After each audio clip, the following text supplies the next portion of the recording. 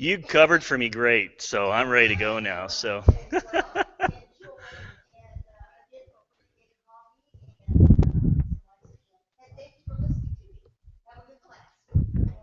hey, thanks, Debbie. Okay, so if it looks weird, I got this thing around my neck here. Some of you were here yesterday. We're doing something different with this seminar. For those of you who have been here before, we're not just doing it here live with you folks, but we're also doing a webinar at the same time. And how many of you know what a webinar is?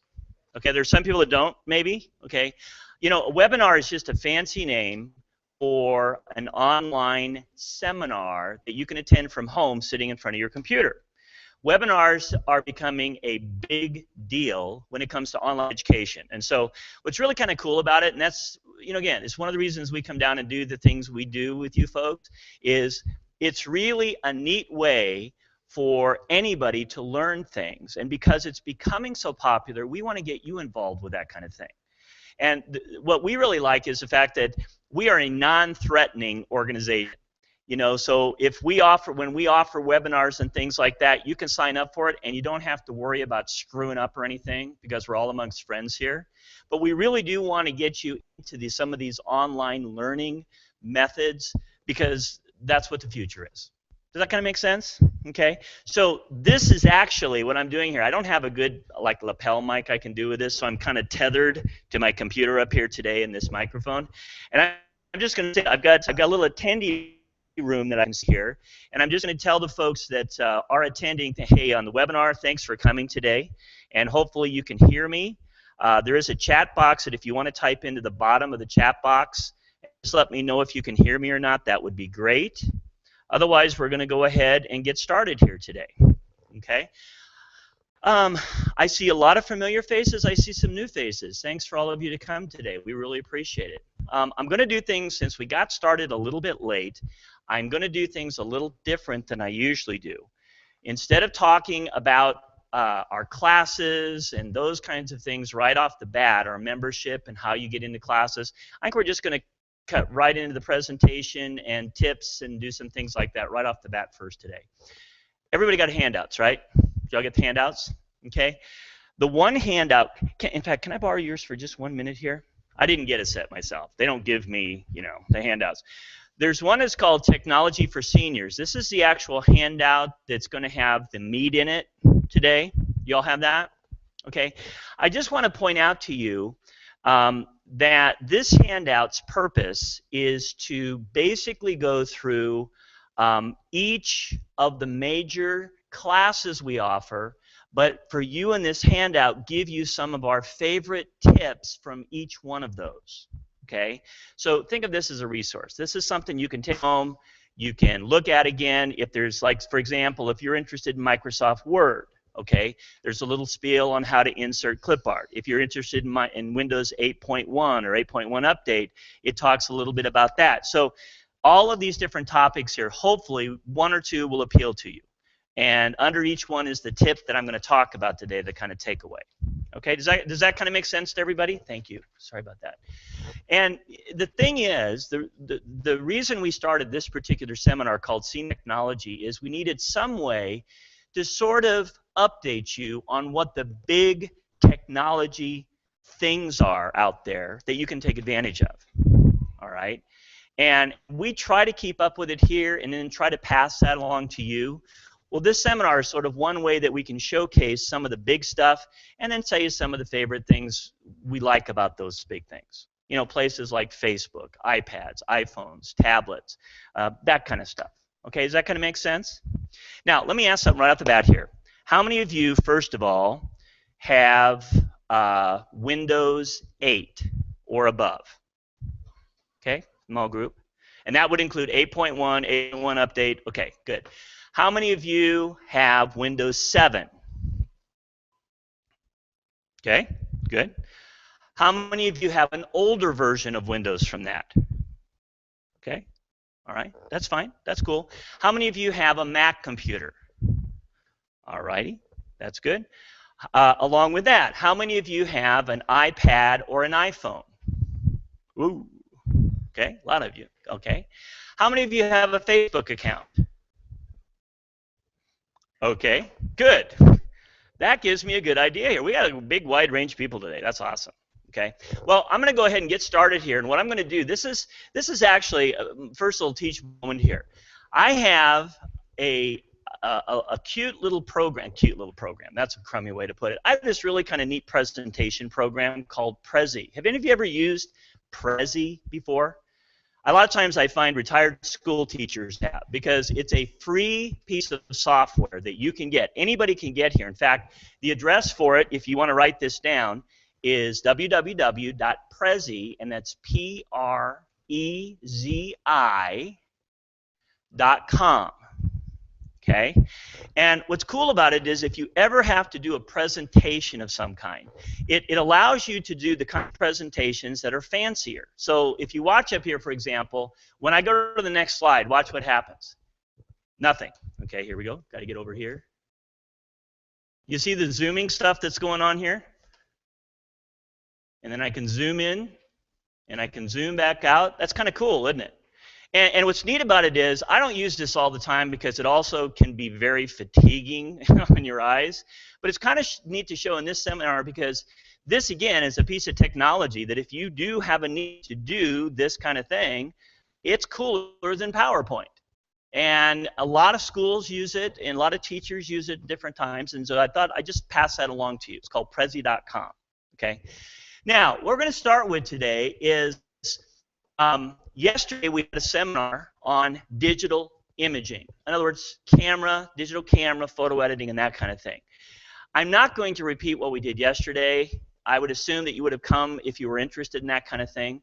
But I do very quickly want to run through some of the digital imaging classes and technologies that are available just to throw it out in front of some of you. Okay? How many of you have a digital camera? Okay, a lot of you. Well, and if you have an iPhone, you have a digital camera, don't you? Because smartphones nowadays, I mean, as much as I love photography and I got all this camera equipment, guess what I take most of my pictures with? You know? And it's not because it's the best, it's because it's darn handy sitting in my pocket. I mean, that's what's so cool about that. But let's just kind of go through a couple things with the imaging.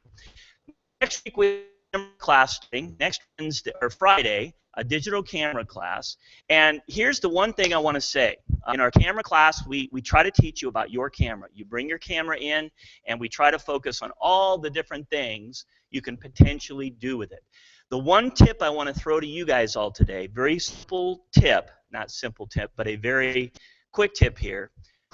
If you ever have to deal with a low light situation, and you know what I'm talking about, right? Where your flash isn't going to work, like you go to a graduation and you want to get a shot of somebody walking across the stage and you're like 50 yards away, is your flash going to do any good? No, I mean, your flash is good for about 12 foot, okay?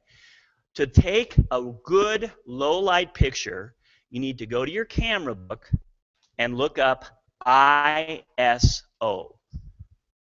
okay? You remember in the old days of film used to have a number. 100, 200, 400, 800, so on. Do you remember those numbers we used to with film? Okay. That's called the ISO number. The higher the number, the less light is needed to take a picture. So the tip is this. In your book, find out where to set the ISO on your camera, and then when you get into a low light situation, jack it up. And I'll leave it at that. Okay? We went into a lot more detail yesterday. I just wanted to throw this one quick out to everybody here. Look for ISO and make the ISO go higher. And you'll have to look in your book how to do that. Okay? Let's move on to the next one here. And again, I'm going to do this quickly because these are things we did yesterday. We have a class up in August. The sequel to the camera class is one we call Working with Pictures on Your Computer. This is our introductory 3-part class that teaches you picture stuff. Okay? Now, here's my takeaway from this one. Over the last 10 years when we've taught this class, actually longer than that now, we've always used a piece of software in the class to do photo editing, fixing pictures, called Photoshop Elements. I love Photoshop Elements. It's available on the Mac or the PC. But guess what? It costs money. Okay? So, what we've now done is incorporated a free photo editor that anybody can get to. You really like it. It's called Pixlr. P-I-X-L-R. Now, I didn't put this in your handout because I forgot, okay? So you're going to want to make a note of this if you're interested. The address is right in front of you here, and it's called, if I can get my mouse over there, it's www.pixlr.com, okay? It is a totally free photo editing site. We actually use it in our classes now to teach you how to do photo editing. It's awesome. You can get to it from any computer. So my tip is try it out. Have any of you used Pixlr? Any of you used Pixlr? Okay. It really is good. I mean, it's good. Now, Photoshop Elements is better, but who wants to always pay the 99 bucks for it, right? So that's kind of my tip there. Okay. Now, next thing I'm going to mention here is our three big classes on working with pictures on digital photography is called Fixing, Enhancing, and Restoring Pictures. Okay? This is a class for folks interested in really learning how to fix up an old-time or new picture that needs lots of work. I bet some of you have family pictures from the early whenevers, okay?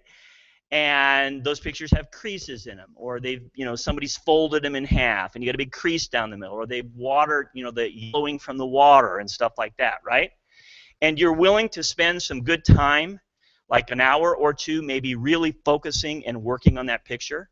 This class is where we teach you that stuff, okay? Now, I don't really have a perfect tip to give you from this class without getting into all kinds of different things, but I am going to mention one thing. This is just for what it's worth. If you ever have an old black and white picture that has been water damaged or yellowed, you know what I'm talking, do some of you maybe, can you relate to that? Do you know one way that you can get rid of that yellowing? Okay, first of all, you have to scan it into your computer. So you have to get it onto your computer, and I bet a lot of you have scanners, don't you? Like you have the printer, scanner, combo things, okay? So if you scan it into your computer, almost any little photo editor, including Pixlr, okay, has what's called a color saturation feature. It's like the way to turn color off and on. It's like a little slider. Remember the old TV sets that had a color control? And you could turn the little knob and you could make people look really weird color-wise, or you could make them look black and white. Do you remember that? Well, that's what this is. It's a control that lets you boost the color or turn it off. Guess what you can do to get rid of this discoloration in your black and white pictures? Turn off the color. It's magic. Gets rid of it. Okay? So that's sort of my little tip from this. I just made that up as I was standing here. But no, that's really something, though, we teach in classes. Now, just to kind of finish up this photo stuff, those are sort of the big three classes that we have. And then we have some side classes. Probably the one that is the most popular is called Organizing Your Pictures. How many of you have a really good graph of where all of your pictures are so you could instantly go and grab one if you needed it? And you're smiling at me like, yeah, right, okay. Well, you know what, that's a problem, because nowadays, instead of the old days with film where we used to take a few pictures at an event, now what do? Yeah, we take tons of them. In fact, there's another tip. Okay, when you go out to somewhere to take pictures, a birthday, anniversary, ball game, whatever, don't just take a couple pictures. Take a bunch. Does it cost you anything now? No. Your digital camera, you can take hundreds of pictures if you want to. The more pictures you take, the better chance of getting a good one, isn't there? That leads us to another problem. We got all these pictures. How do we keep track of them? Okay.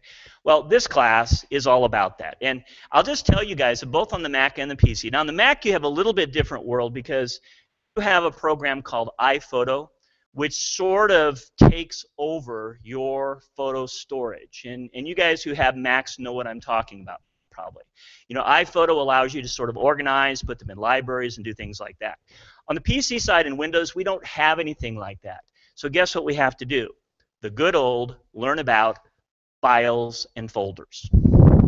Because your pictures are files, aren't they? And you organize them into folders. Okay, that's what this class talks about. And basically, It's a two-part thing. We do lots of hands-on. We learn how to work with files and folders. Okay. Now, moving along here then, and then the last one I'm going to mention for photos, and then we'll move into something that probably interests you a little bit more. We have a class called Online Photo Tools and Sharing. Again, the internet is becoming a cool place to go to find free ways to do things with your pictures. How many of you share pictures now on the internet? How many of you share your pictures? What are some of the ways you share your pictures up there? Email, okay, yeah, email's a good one, isn't it? Texting, yeah, well, that's true too. You know, with your smartphones, you can text message pictures too. Okay, what else? Any other ways? Facebook, yeah. Facebook is actually the world's largest photo sharing site, meaning that people will set up their Facebook accounts and then they will copy or upload their pictures to their Facebook, and then guess who gets to see it? All of their friends. Okay? Now, so let me just mention here, besides those ones you mentioned, there are a wealth of other places you can go to do the same kind of thing. There's places like Shutterfly. Heck, you know what we use in my family? Walgreens. My niece kind of got us into using Walgreens for all of our pictures, and so we throw them up there to share with the family. And then you know what we can do? We can order cool little photo things. In fact, my wife, she's around here somewhere today. I gave her for Christmas this little photo mug with family pictures in it. Cost me $10, you know. So the point is, this class is all about teaching you the cool places you can go on the internet to do photo-related things. And it's because the internet is such a huge deal now. And of course, you've all heard the word cloud, right? Do you all know what when we talk about the cloud, what we're talking about? It's nothing magical. All right? The cloud simply means that instead of doing something locally on our computer here, okay, we are instead going through our web browser, like Google Chrome, Firefox, Internet Explorer, Safari, okay, and we are going and doing it up on the internet. That's all cloud computing means. We're doing it up here instead of right here.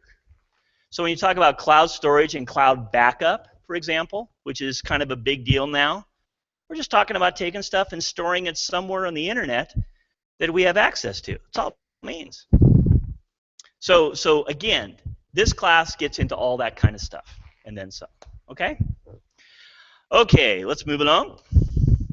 Moving on. Okay, so now, and again, I just wanted to touch on that for the sake of completeness, but now let's talk a little bit about some technologies that are, again, sort of the mainstream, what a lot of our students are getting into right now and have been for a while, types of things. And again, we're going to do it by class, but hopefully I'll give you some takeaways for each one of these, okay?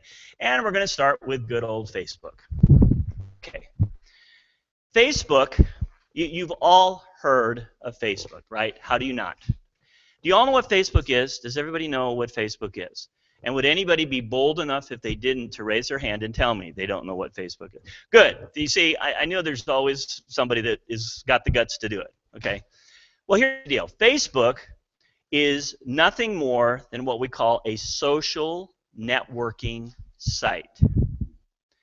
It's like having an online coffee shop you meet your friends with. Now, there's a big difference, obviously, okay? The big difference is with Facebook, and the thing that makes Facebook kind of cool is that once you get set up with a free Facebook account, it's free to set up, okay? You then begin, the first thing you do is you make friends. It's called making friends. So let's just say he and I are good buddies. He has a Facebook account. I have a Facebook account. All right? When I get into Facebook, I can first of all search Facebook to find him, and there's different ways you can look for people. But once I've found him, okay, I can send him a friend request. Now, he can turn me down. He can ignore me. He can blow me off, okay? But the point is, he has to accept our friendship before we become friends. All right, so let's just say he says, yeah, I'll be friends with you, and he accepts my request. At that point, he and I have become Facebook friends. Now, what does that mean? Well, what it means is anything that I do up on Facebook, he will hear about. He has coming to him 24/7 called a news feed. He can get into his Facebook account and instantly see what all of his friends are doing, because if I do something, it gets sent to him as like a little news item. We call them posts and things like that. So what it allows us to do is keep up with each other in a very easy way. And I say easy because if you want to email somebody, doesn't it take you a little bit of effort? Let's say that you want to tell 2 or 3 people about some new car you bought. Okay? So you're going to have to send an email to each one of those people. And I'm just making this up. I have no idea where I came up with car. Okay? But let's just say that you're going to do that. Now, on the other hand, you've got 30 Facebook friends, and you want to inform them. All you have to do is make one little post, put up one little comment up on your Facebook. Guess who sees it? All 30 of those people. Can you see why some of you maybe have family members that are pushing you into Facebook? How many of you are on Facebook because your family says you got to be? You know, and we see a lot of people that way. Well, it's because in truth, okay, it is a lot easier to get the word out, to get pictures out through Facebook than a lot of the other ways we do it. And that's why it's become popular. Does that kind of make sense? Okay. Now, again, I'm not trying to teach you all about Facebook today. We've got a 2-part class. In fact, it's already full. The one we start next Friday is full. But if you are interested in getting into it, we have a waiting list that we've already started, and we're going to add in a class because, you know, that's what we do. Okay. So if you're interested, you can still get in. But here's my takeaway. Most people are real paranoid about Facebook, with good reason. Okay?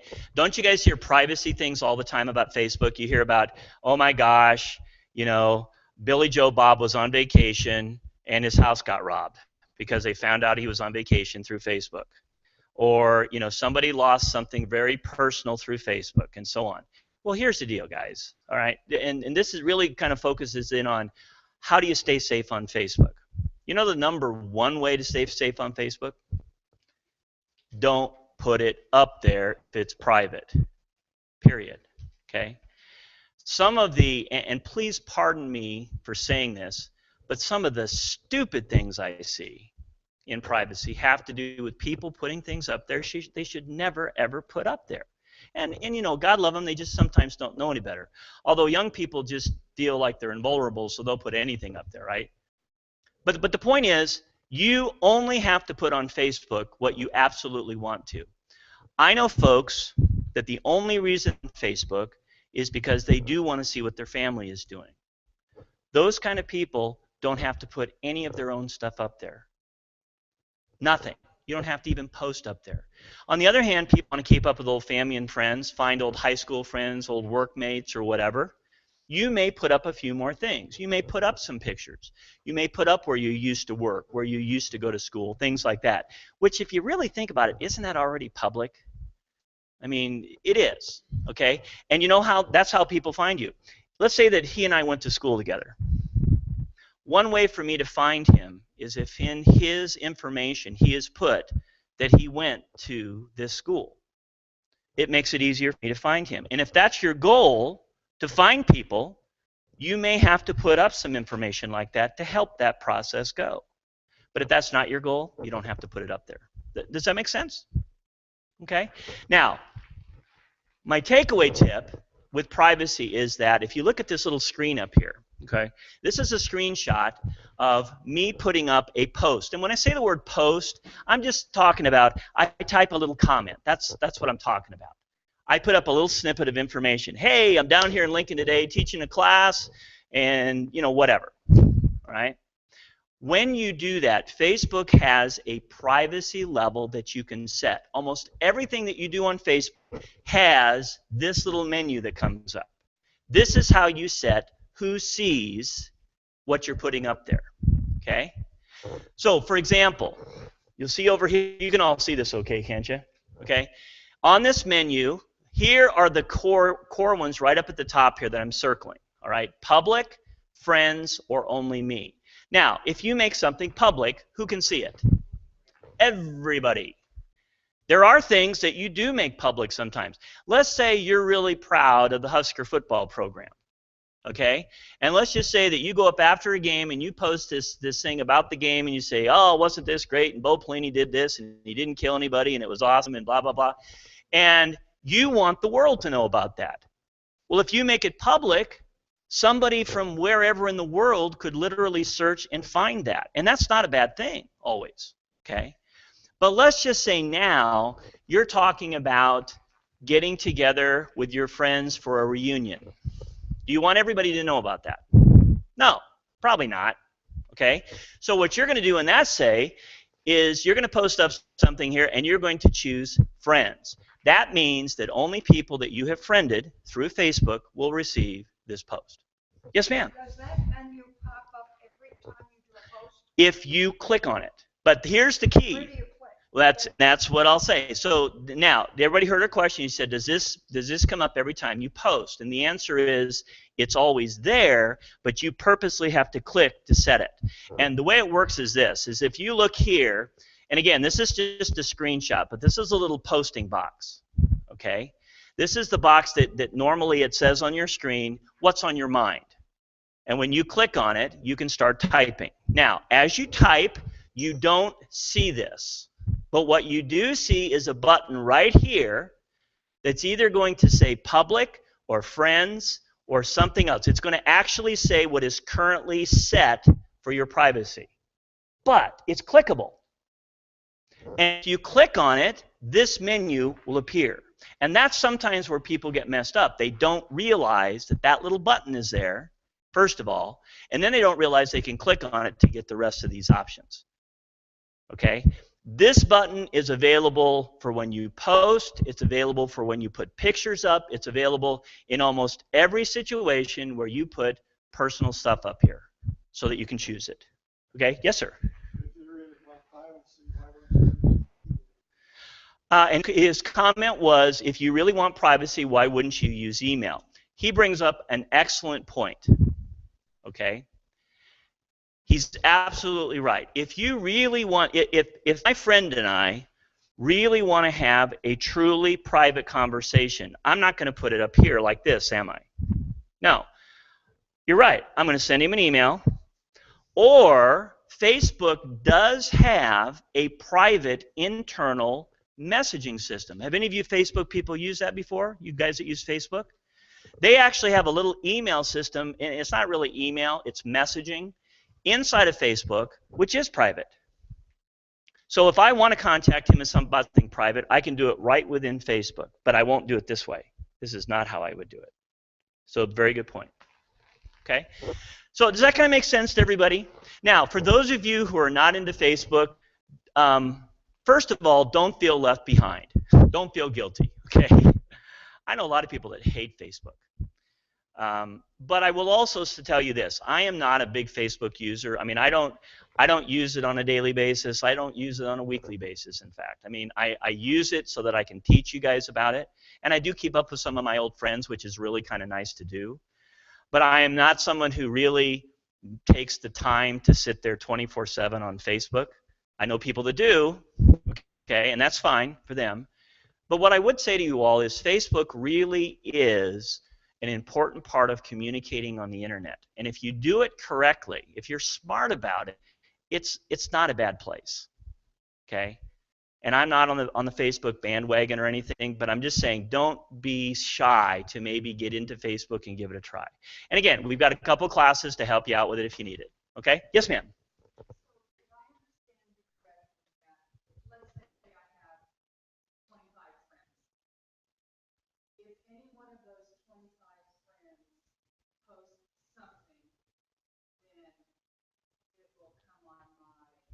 Newsfeed. Yes, that is correct. And so what happens is, let's just say that this whole front row is my friends, okay? When I post something, they all see it. Now, they may not be friends with each other, all right? So when they, in turn, post something, I'll see what all of them post. But depending on who's friends within this group here, you know, they may not see each other's. Does that make sense? So now here's one thing I'm going to throw out here since you brought it up, okay? your information can sometimes go farther than your friends through certain actions. Okay? So for example, let's just say that he says that Valentino's last night had a great pizza and he posts that, and I get it. I get the little posting. Okay? Well, the minute I turn around and comment on it, you can actually comment on what other people say. It goes back to him. Okay? But you know who else sees it? All of his friends and all my friends. Suddenly, his original post that I have now commented on is not just amongst his people, but has now gone on to all of my other friends too. So there are ramifications for when you say things. Have you heard of likes before? Likes are the easiest way to interact with people on Facebook. If I see something from him that he went to Valentino's Pizza, there's a little button underneath his post where I can like it. All it's doing is saying to him, I acknowledge it, I saw it, good for you, man. And it's super easy to do.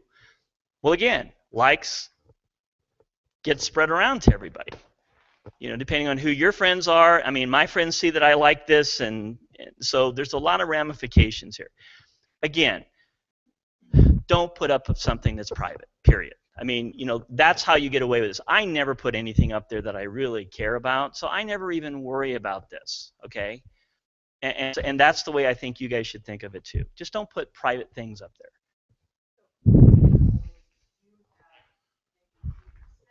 Yes.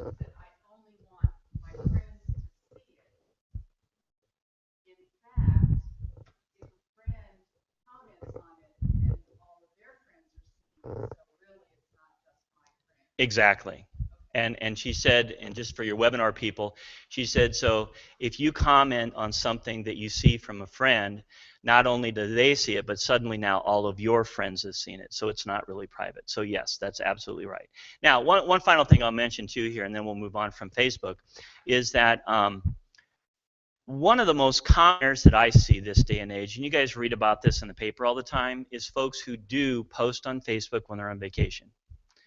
Was it last year, I think, my family, for Thanksgiving, we got a chance to go to Florida. We'd never been to Florida before. It was really a lot of fun. It was everything I could do not to post some of our pictures on Facebook while we were there. I waited until I got home. But do you understand the reason why? Okay.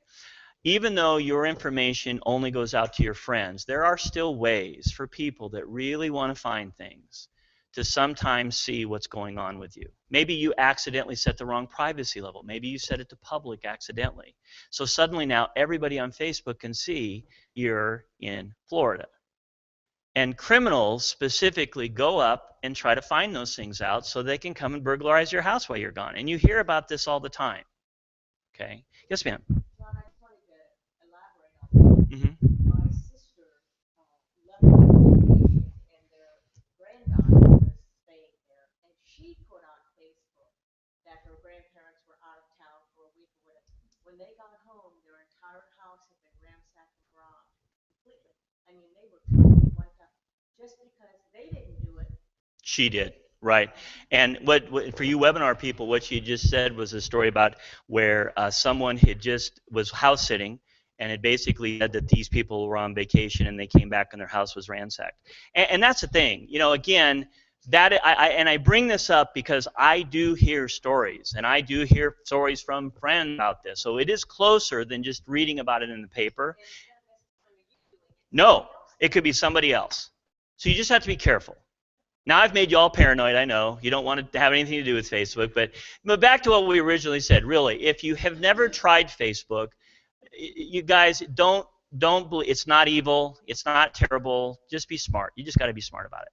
Make sense? Okay? Any other questions or comments about Facebook before we move on? Yes, ma'am.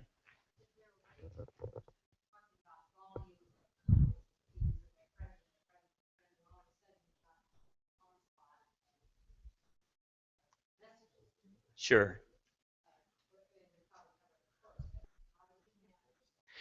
You, You know, for the most part, and the question was, can you manage, for example, the ramifications? Let's just say that. And the answer is you really can't manage, I can't manage him commenting on something I said and then going to his friends. There's no way that I can really prevent that, other than just not to put something up I care about. And I know that's a crummy answer, but you know, true. But what you can do is, in terms of the amount of information that you could potentially be getting, like if I'm friends of all of you on Facebook, okay, first thing you're going to think about is, gosh, I'm going to get overwhelmed.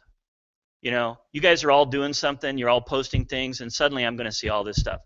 Facebook handles that. Facebook begins to always filter out your news feed, that thing where you see all your friends' doings, so that you begin to see feeds from people that you care more about. And when I say that, I mean that you teach Facebook who matters by your interactions. And so if I like a lot of his stuff, thumbs up it, guess who I'm going to see more of? Him. If I don't ever like his stuff, I hate his stuff. No, I'm just kidding. If I don't, I will begin to see less and less of what he puts up there. And there's other ways you can control that too. But no, the trickling around of all your stuff is hard for you to control. So, okay, let's move along then. So that's kind of the Facebook thing. Now again, we have a class starts Friday. It's full, but we have a waiting list. And so if you're interested, you know, and it's a getting started class. So if you've never used Facebook, it'll be great. But we also try to fill gaps for those of you who are self-taught with it. Okay. Okay, let's move on to the iDevices. Okay, a lot of you said you had iDevices. Okay, and when I say the word iDevices, and here's actually this is not my iPad. This is actually my wife's and my son's iPad. You know what I mean? They don't ever let me use it except for when we come down here. Okay, but that's okay. I mean, the thing is that these tablets have become extremely big in the world of technology. And if you look at my phone, by the way, you'll see little cracks across the finally broke it. I was at the College World Series, just did a straight belly flop onto the cement in the seat next to me, and it finally cracked. I cracked it, but you know what? It still works just great. So I am not getting another one until this dies. I'm sorry, but here's the deal, okay? These devices, whether you like them or not, are becoming big deals. In the world of tablets, there are Apple devices, there are Samsung devices, there are Amazon devices. There's lots of different choices out here. Here at our facility, we primarily teach Apple things, mainly because with our students, most of the time, this is what our students have gotten. So it's sort of a numbers game for us. But it's also because I use these on a daily basis, and I feel comfortable teaching them. That's the whole thing. Okay. Now, what I wanted to do in terms of, first of all, let you know this coming Monday we do have another iPad, iPhone class. And the reason I can say both of these together is because both of them are running the same operating system. You Apple people have heard of iOS, haven't you? And if you haven't, it simply means OS means operating system. Okay? That's what makes these things work. It's the software that makes them work. You guys have Windows at home on your computer. Some of you have the Apple OS at home. Guess what? That's what makes your computers work at home, right? Well, iOS is what makes these work. These are computers. Okay, so that is. And the thing is, these run the same operating system. So you know what? When you turn them on, when you do things with them, okay, they basically look the same. If we get out of my son's game. There we go. They basically will look the same and work the same. That's why we can teach them together in one class. All right? Now, in terms of what I want to kind of take away today or have you take away, one of the things that I've discovered is in class that a lot of people are never very sure about is how their device, and I know this is very, very busy, that's okay, don't worry, is how their device connects to the internet. Because isn't it true that a lot of what we want to do with these has to do with the internet, isn't it? Okay? So let's talk about this for a second. I want to just explain this to you so that you understand. I'm just going to hold my phone here for a minute. All right. First of all, phones, iPhones. And really this is true of any smartphone. Okay, so if you have a Galaxy or something, the same thing. Your phone, when you purchased it and you got set up with your cell phone company, has the ability to connect to the internet two different ways. Okay? One way is called data, a data connection. Data connections are what you pay a monthly fee for to your cell phone company. I'm going to use Verizon as an example. I have Verizon, so I'll just use them as my example. Every month, I pay Verizon, I'm thinking $30 for this phone to connect to the internet when I'm out and about. Has nothing to do with my phone call. Internet meaning email, browsing the web, doing things on the internet. That's called a data connection. Data connections you have to get if you get a phone. If you get a smartphone, you have no choice. You have to take it from your provider. You've got to pay the fee. Okay?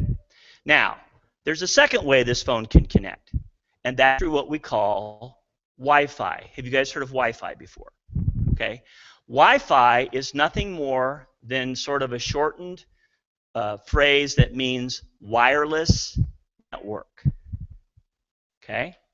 Wireless network, I bet how many of you have a wireless network at home? Quite a few of you do. Okay? The way you get that is there's a little box that has antennas on it usually. It's called a router. Okay? You connect that into your home internet connection, and then through that little box, anything that is within range that is wireless, that can connect wirelessly, like your phone, your tablet, even some of your computers do that, like your laptop, can go through that router out to the internet. Now, the beauty of it is, all over town, what do you see on the doors? Free Wi-Fi, right? So like even today on the way down here, I probably passed 5 places that have free Wi-Fi, including the McDonald's, over here on whatever street that is, okay? And if you walk in there, and if you have a smartphone or a laptop or a tablet, okay, that's able to do Wi-Fi, guess what? You can connect to the internet through them for free. Does that make sense? So back to this phone again. So you have 2 ways that you can connect. When you are out and about and not within Wi-Fi range, you connect through data.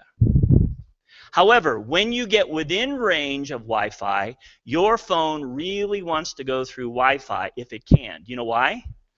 It's mainly because, if you look at this little chart here, okay, Wi-Fi is free. In other words, Verizon doesn't pay a dime when I connect through Wi-Fi. I am not using their stuff.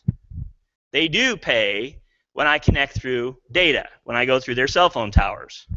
So they want me to connect through Wi-Fi whenever I can. But for us, Wi-Fi is also faster most of the time. Even though you hear about all this high-speed connection, 3G, 4G crap out, okay? Fact of the matter is you still connect faster phone-wise through Wi-Fi. So when you go home at night, when you're in your house, Wi-Fi is always the best way to be connected. Now, I'm going to talk about how do you connect in just a minute, okay? So does that kind of make sense with phones? You need to understand there are 2 ways you connect. And what it helps you with, I hope, is to understand why sometimes you may not have a good connection, okay? But now I'm going to turn to tablets. Did you have a question, though?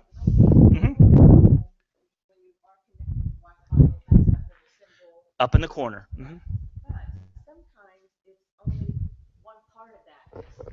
Yeah, and what she's referring to, and let me go back here and see if I can show it to you. Like right now, only the little bottom dot is on, not the 2 bars above it. Right. So does that mean that I am connected? Well, and you guys can't see. You can't see this, Rail, but I'm going to show you anyway. So here's what she's referring to, and this now is going to be both for the tablet and for the phone, okay? At the very top of the screen, and I know this is really blurry, but this is a screenshot of an iPad. Over on the left-hand side of your screen for both the phone and your tablet is where you see what's called your connection information, okay? So when you look up there, you're going to notice that you'll see something. Now, for phone, for example, a lot of times you will see something that identifies your carrier. Like mine says Verizon up in the corner. You may see that. When you are connected out through a data connection, you will see a little bar, a set of bars. And you guys have all seen those television ads. You know, how many bars do you have? You know? Well, those little bars, or they may even be dots nowadays, the more that light up, the better the data connection you have. And so it's an indicator of how strong a connection do I have when I'm out and about. But there's another symbol you see. The symbol for Wi-Fi sort of looks like a fan. It's a circle fan. And what happens is, and again, I'm sorry I don't have a picture of it I can show you, but it's basically from a central point, a set of half circles that radiate outwards like a hand. So it's like this, okay? And what happens is, when you see this appear, guess what you're connected to? Wi-Fi. And the number of little circle pieces that light up upwards through the fan indicate the level of power, or the quality of your connection. Okay. Yes, you're still connected. If it disappears, you're not. It's not a good connection with one little dot, but it's better than nothing. Yes. Okay. Now, what I was going to say is that with phones, again, just to summarize, you can connect through both data and you can connect through Wi-Fi. Does that make sense? Okay. Now, tablets, different beast. Here's the deal. Okay. When you bought your tablet, you have a choice. When you purchased your tablet down at the store, you had a choice of either getting Wi-Fi only, which means that the only place you can connect to the internet is where? If you're within Wi-Fi. That's what this tablet is. Okay? I can only connect to this when I'm within a Wi-Fi area. When we're out on the road traveling down the street, we can't connect to the internet through it. Okay? Now, on the other hand, if I'd have paid $100 more for this, that's about what it is typically, I could have gotten one that both could be Wi-Fi and data, just like the phone. But guess what? I got to pay for it. I have to pay the data connection again. I've got to pay a cell phone company if I have a data tablet. When I'm out and about, I have to pay them that monthly fee just like you do with a phone. The difference, however, is you don't have to get that service if you don't want it. With your phone, you don't have any choice. You have no choice. With this, you do. So some of you, like I'll have students that come to class that do have both Wi-Fi and data, but they just pay the data fee because they don't care about being connected out and about. But they could if they ever wanted to. Okay? Now, one reason I bring this up again is because I see people all the time who are questioning, why the heck am I not connected? You know, when I'm out and about, I can't get connected on my tablet. Well, guess what? You now know, right? You've got to be within a Wi-Fi area, or you have to have data ability on your tablet. And a lot of times salespeople go through this very well, you know, or they try to sell you stuff you don't need, you know. God love them, they're salespeople. That's what they're supposed to do, all right? So now, I wanted, though, to mention to you, so how do you connect, okay? Well, here is a screenshot from my phone, but it's going to look pretty much the same on a tablet. All of you who have iPhones or iPads have an app called Settings. Does that ring a bell with you? Settings, okay? The Settings app is a little gear, and when you go into it, it allows you to change the way your tablet or phone works. Well, one of the things at the very top of the menu that you run into, and this is actually the Settings app right here that you're seeing the menu for, right there. One of the things that you see in there is called Wi-Fi. See where it says Wi-Fi up there? Okay. If I tap on Wi-Fi, it takes me to this secondary screen right here. Now, here's the deal. What I'm showing you here is, okay, how do I connect my phone or my tablet to Wi-Fi, a Wi-Fi area that I'm in for the very first time? Because once you've done it, guess what? Your device remembers. You guys that have Wi-Fi at home, when you go home today, you don't have to do anything when you walk into the house. Your phone, your tablet automatically connect because it remembers you were here before. Okay? Yeah, and she just said, I'm connected to the computer lab. The computer lab, which is right underneath us here, we have free Wi-Fi in. It's kind of crummy Wi-Fi, but we have it, okay? And so through the floor, she can connect. Right now, she is connected because she's been to class before, and she's connected to our free Wi-Fi before. Her phone remembered, okay? So, but the very first time, you have to do this, and this is how you do it. When you come into this screen, all right, you will see every available Wi-Fi network that's within range of you. And I'll tell you what, if you ever do this and walk down the street, it's really kind of fun because you'll go by people's houses and you'll see their network suddenly appear, and then as you get further away, it disappears. You know, so it's kind of you can spy on people. Not really. I'm just kidding. I mean, but you can see these networks. Now, the thing is, okay, is that when you see a network displayed, to connect to it, you simply take your finger and you tap on the name.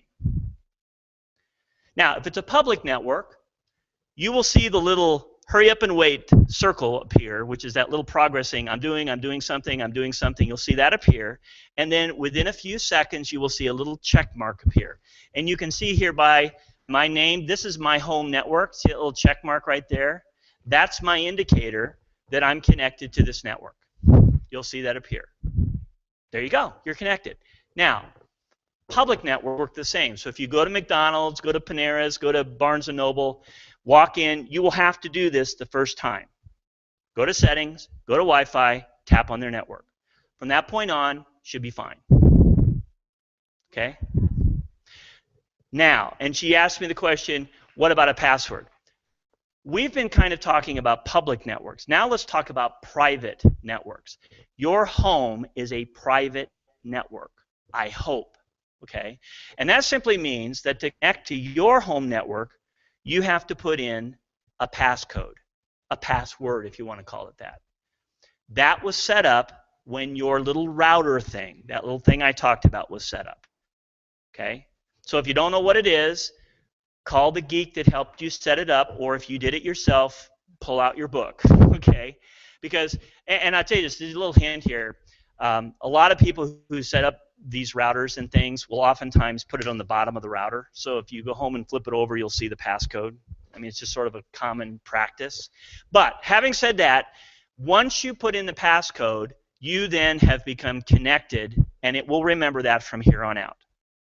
But if you don't passcode, you can't connect. And that's why if I was walking in front of where these people lived here with my little tablet, I could see his wireless network, but if I tapped on it, I couldn't connect to it. Unless he's nice to give me the passcode. Yeah, and so it's probably private as far as I know.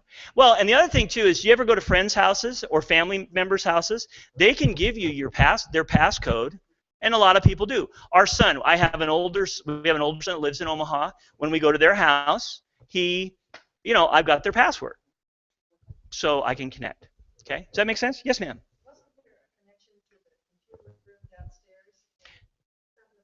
Well, and here's the deal. And what she's talking about is, so downstairs, our computer lab is pretty much almost right underneath us here. Okay, and in our lab, we have a little router on the back table. If you're ever down there, you can see it, little thing with antennas on it. Okay, when you're in the lab, it has a pretty decent signal. Once you get out away from it, especially because in these walls we have so much metal and we have so much wiring, it's really hit and miss. And so literally, as you move around this room, you will see that network appear and disappear off this list depending on where you're standing.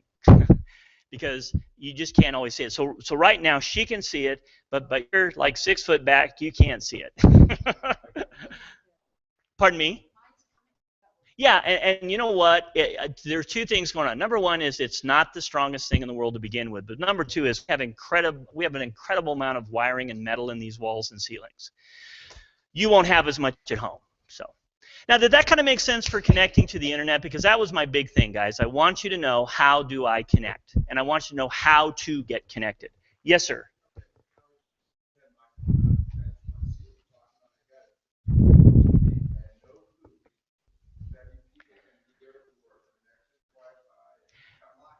It could be people that live above us. You know, we have a lot of folks that live here that have their own little networks and internet connections at home. And so you will, if you walk throughout this facility, you will see things appear and disappear. But now let me mention one little final thing here about this. And this goes along with what he said. So a little while ago, I mentioned to you that when we're traveling down the road in our car, for example, I don't have a tablet that can connect through data. So it's Wi-Fi only, so we can't get onto the internet. Okay? Truth is, we can. There is a concept called hotspot. Have any of you heard of hotspots before? Okay? So let me just describe what it is. So I have a phone, you know, I have my iPhone here. I pay $10 a month to enable this phone, which can connect through data, right? Through a cell phone tower, you all know that. I pay $10 a month to give this phone the ability to act as a little router. So when we drive down the road, I go into settings, and there's a little place in settings I can go to turn on my hotspot. Once it's on, I stick it in my pocket. My kid, who's in the back seat, can take his tablet and he can watch Netflix movies. Okay? Or he can get onto the internet. My wife, if she was sitting there with her laptop computer in the car, guess what she could do? She could get on and check her email. She can get on through her laptop computer, which has wireless ability. So this has suddenly become the same little box you have at home with antennas. It's called a hotspot. You won't have it unless you pay for it. Yeah. Right. And well, depending who your provider is. Okay, with Verizon, I pay an extra $10 a month. Here's the thing, okay? You will only have that on your phone, on your data device, if you have set it up with your provider. Okay? So you're not going to see it there as available or that you can turn it on unless you have contacted them and say, I want to make my phone a hotspot, I'll pay the $10, whatever, and then you'll see that appear. Okay? And the thing is, I only bring it up because some of you may have a situation where you do have both these. Or you have a laptop you'd like to take with you and connect from out in the boonies once in a while. Yes, ma'am? One thing, on top of there, it shows the little hand. Oh, yeah. And it shows one strong and one not so strong. So I thought you might. Thank you so much. Do you see where I'm moving my mouse up here? Okay? That is what we're talking about earlier when I said fan, and I don't know what else to call it. Okay? But you see here, this one is full signal, and this one over here has less bars on it. Okay? And then there is my cell. This is actually my cell connection, you know, here. So thank you. That's a very good point. Okay, yes, ma'am. Right. Yeah, and the question was, does it work out in the country? And the thing is, think of it this way. Your data connection now, okay, and I hope you all understand, as I say the word data now, you understand what I'm talking about, is basically through your cell phone towers. So you're going to have the same kind of data reception that you have cell phone reception. So, you know, like here to Omaha, there's one little place close to the Platte River where my cell phone reception goes for about a half a minute and then comes back up again.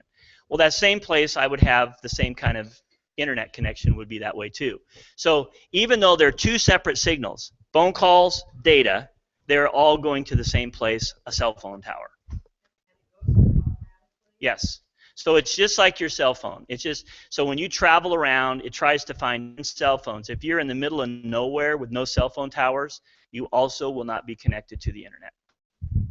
Yes, ma'am. So if you got a hotspot, strength of the signal would be the same as on your phone rather than your home Wi-Fi. Yes, and so a hotspot signal on your phone would be the same strength as your cell phone signal. They're directly, they come from the same place. So yes, that is, yeah, it would be slower. Yeah.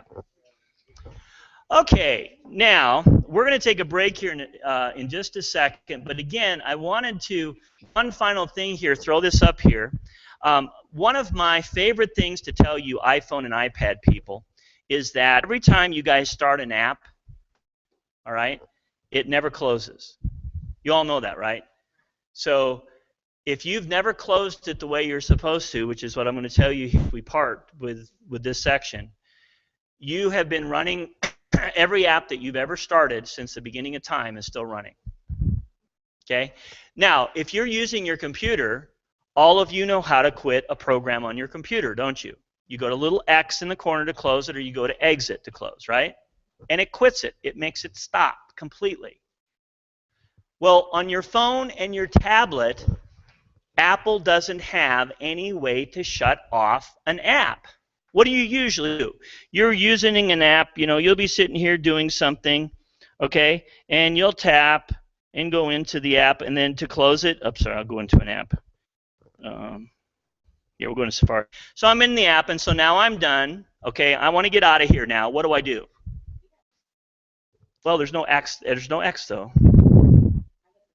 Yeah, so at the bottom middle of your device, you have a home button. They call it a home button, but yeah, it's a button, right? Okay, so you simply go press, and oh, there you go. You're back out to your icons again. And that's what we all do, don't we? Okay, fact is, Safari is still running here.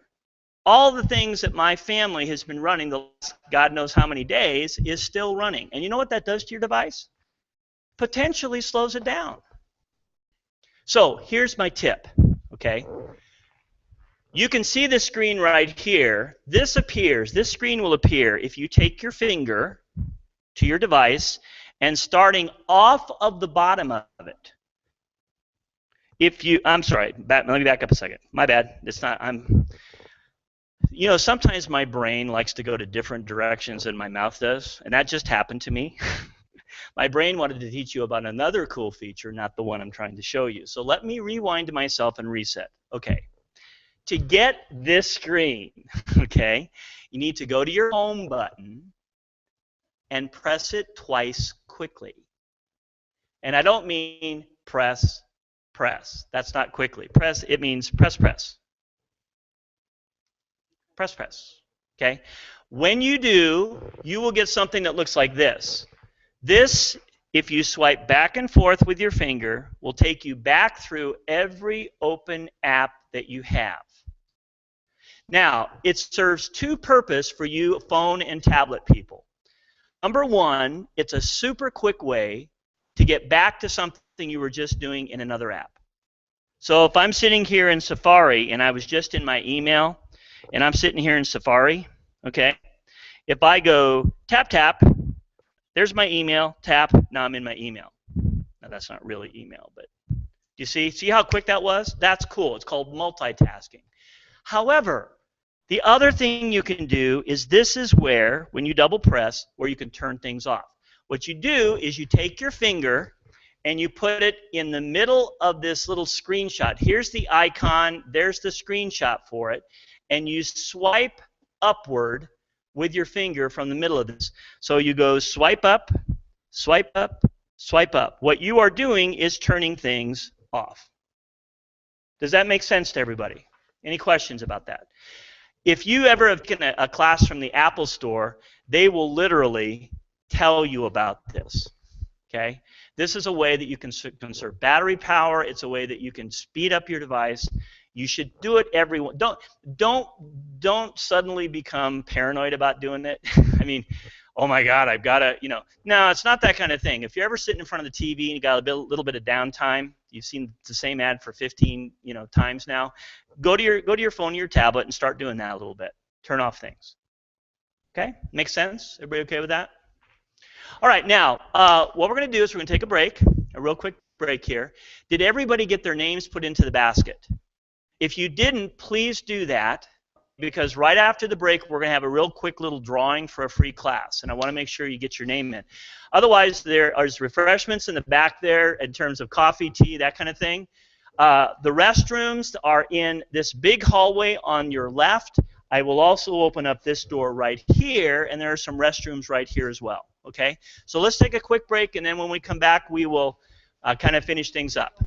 And for you folks that are on the seminar, I am going to have a little bit of silence right now as I take off the headset and do a couple things. So thanks for hanging in there with me, all of you.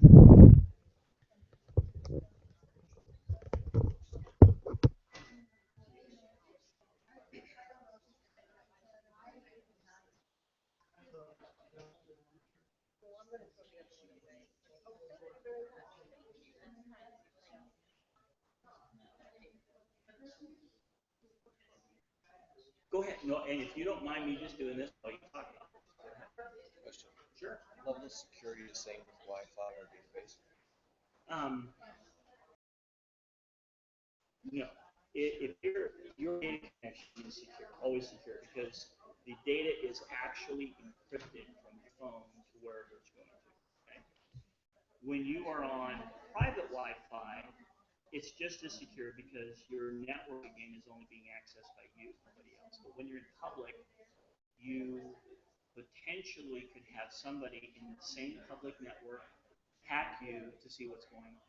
I mean, now the chances of that are fairly slim, but it's there. And so what most people say, most experts say is, when you're at McDonald's or wherever, don't get into your bank account. Don't log into your sensitive financial account. Go up and do your email, browse the internet, but don't go to sensitive places. Do that in private. It's a private Wi-Fi. But if it's a private Wi-Fi, it's okay. Yeah. So that's a really good. I should have probably mentioned that, but can't do everything right. But I'm glad you asked. Where is John? Uh-huh. I had to just respond to someone, and I sent an email. Okay, and you don't see the sent mail like that, do you? I don't. So where is it? Well, first thing is, did you do it through Gmail? I did. Okay, so if you tap on Gmail, yeah, and you know what?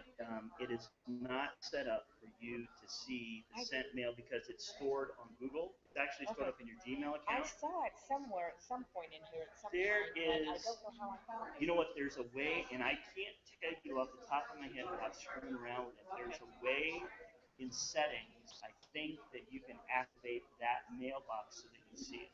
Now, I'll just tell you something. This is from my own experience. I don't have Gmail, but I have my own personal account that's set up here. Even though I have the sent mail turned on, I can see the folder for it.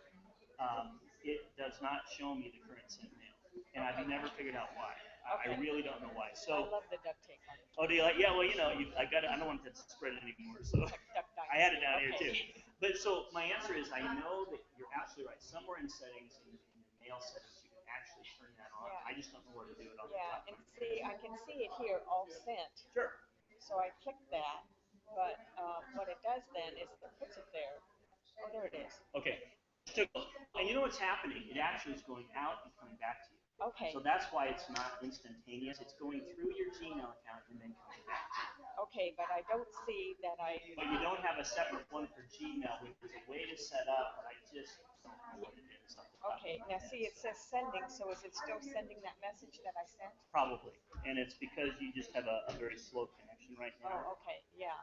And it'll eventually send. I mean, it just may take a while. Okay, but I can get out of here, right? Yes, it'll It's still continue to doing send. it. Okay. Yes. Yep. And then there's another thing Sure.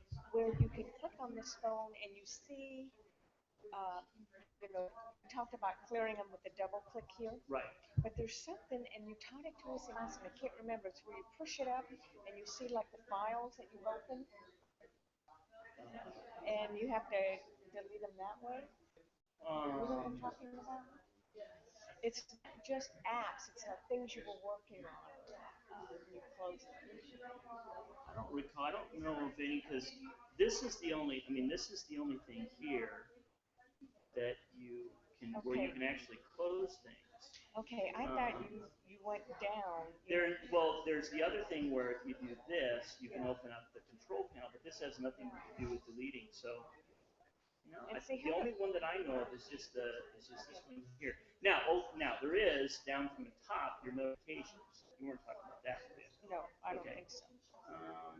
But I don't seem to have that ability to open up from the bottom.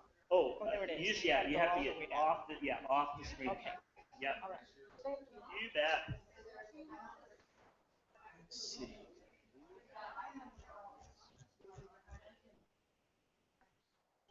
Yes. Sure. When you put something on Facebook, a picture or something, it's there forever. Yes. Right? You Yeah. can never erase it. Well, no, you can. If it's your picture, as long as you put it there, you can.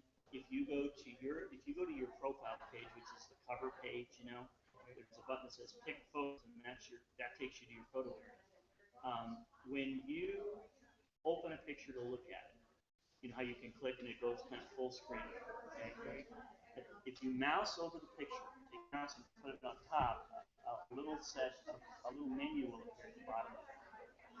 One of the things that appears down there is the ability to delete the picture. Now, it's confusing because when you open up the picture filter, you don't see that little menu until you mouse it up.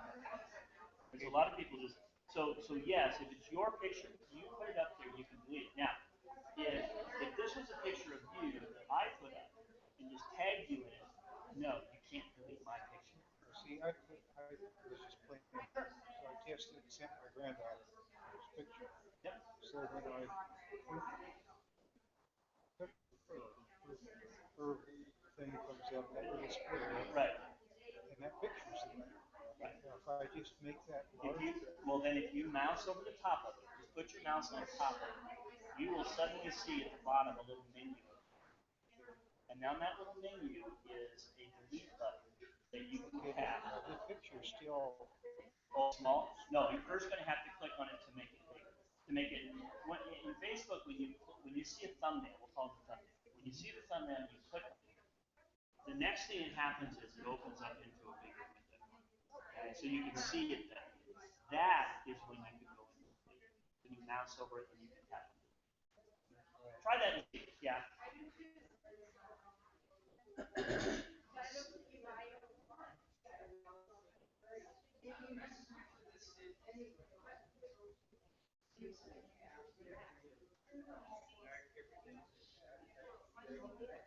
Yes, sir. Okay, now I brought that little thing up from the bottom. Now this would be you on your tablet or on your so that's the control panel. Yeah. But you were talking like what we were looking for the multitasking little bar. Right. You're gonna double press that. Oh. There you go. I'm with you. So And then now, whenever you're not deleting anything, all you're doing is just turning it off. Yeah. So like right now, if you want to turn off Safari, put your finger in the middle of this and just swipe up. Okay. Oh, I see. There, and you just turned it off. Okay. So everything else is turned off. yeah, so everything else is turned off. So Okay. have you ever done that before? My grandson has. Probably. You know how kids are. They'll just go whip, and yeah, do it. Yeah. Yeah. Okay. Yep, that's how you do it though. Okay. For the presentation for the photo edit, it's it'll be Pixlr. Prezi is Prezi.com. That's for like the little presentation right now here. And it's freebie. It's free to use.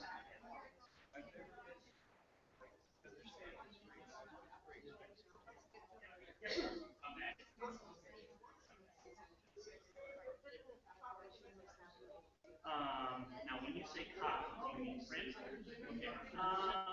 You're up on the internet.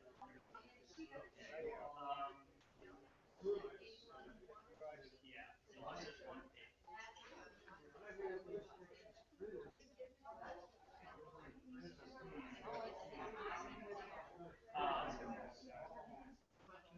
You know what I do? And I'm going to just copy.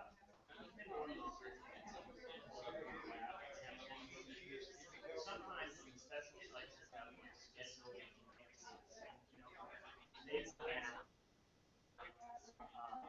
because of the way they draw the page, it doesn't make it very good. But there's other ways for doing it, and so I'm going to talk about because you put it on one of our computers, and then he can kind of at least look at it and say, okay, no, this won't print this, or here. And I know that's a cop out, but without being in front of the computer.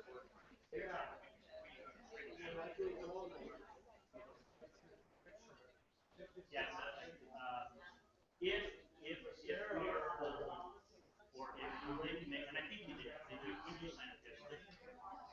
A while back? Okay. And that's a we'll let you know.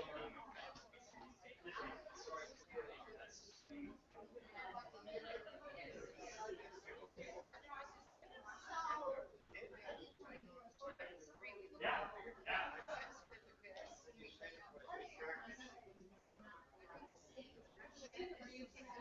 What is on your cell phone like in terms of? Yeah, yeah. Well,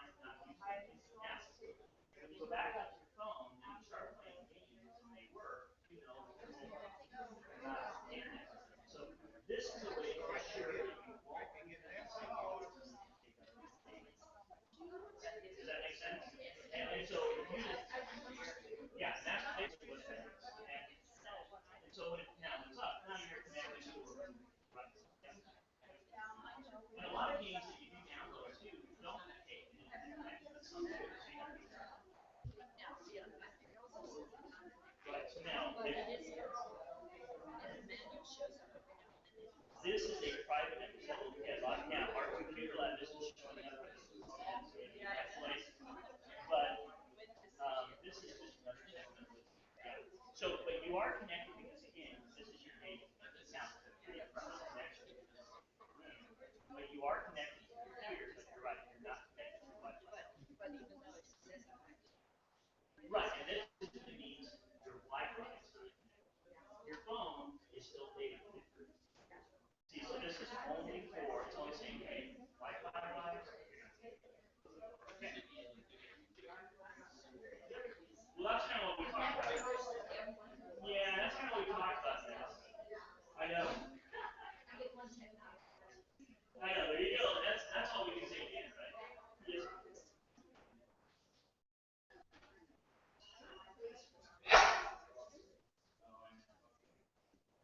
You know what? If you send me an email, I will send you a couple of those. And what you do is you basically help let them help you remember all your passwords. And you have one master password. Awesome. And then you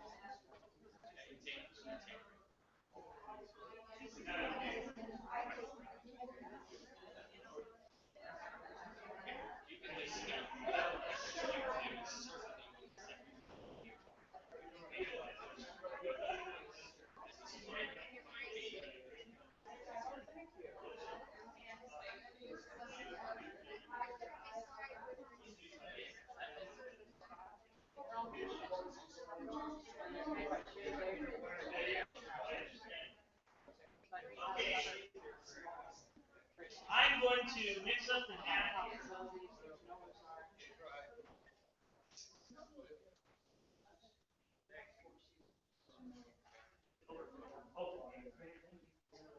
Hey, Stephen, are you been online at all? Yeah, I've been watching the webinar. Does it sound okay? Everything's rolling smooth. No, that's really good. That was good.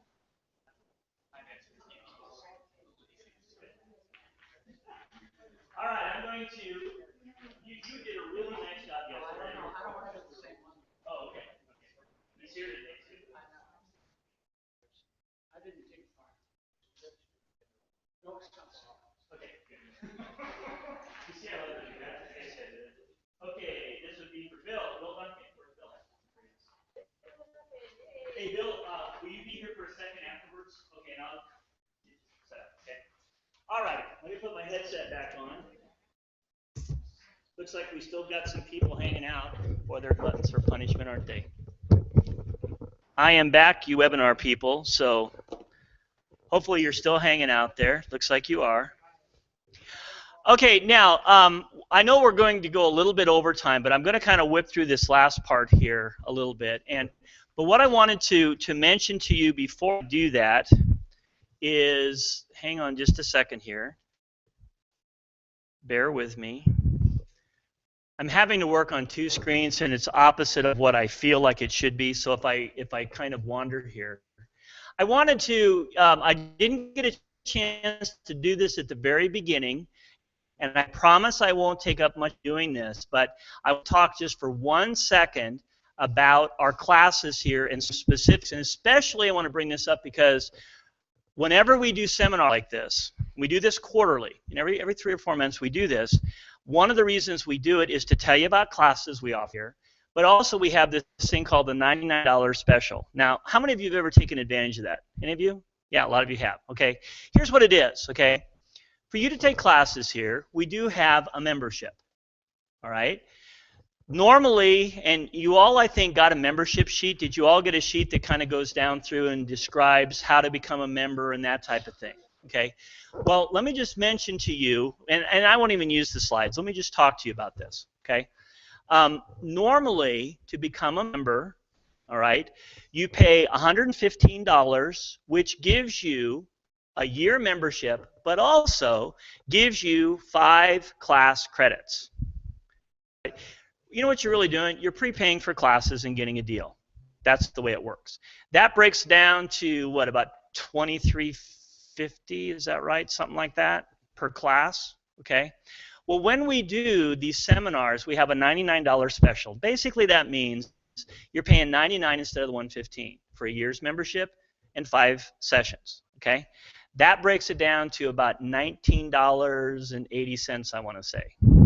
My wife's the math teacher, she would know. So the thing is, though, okay, is that is the cheapest way to get classes, regardless of whether you are not a member yet, want to become one, or you are an existing member of the fitness center. If you're a member of the fitness center downstairs, you are automatically a member of the lab. Now, you still pay for classes, okay?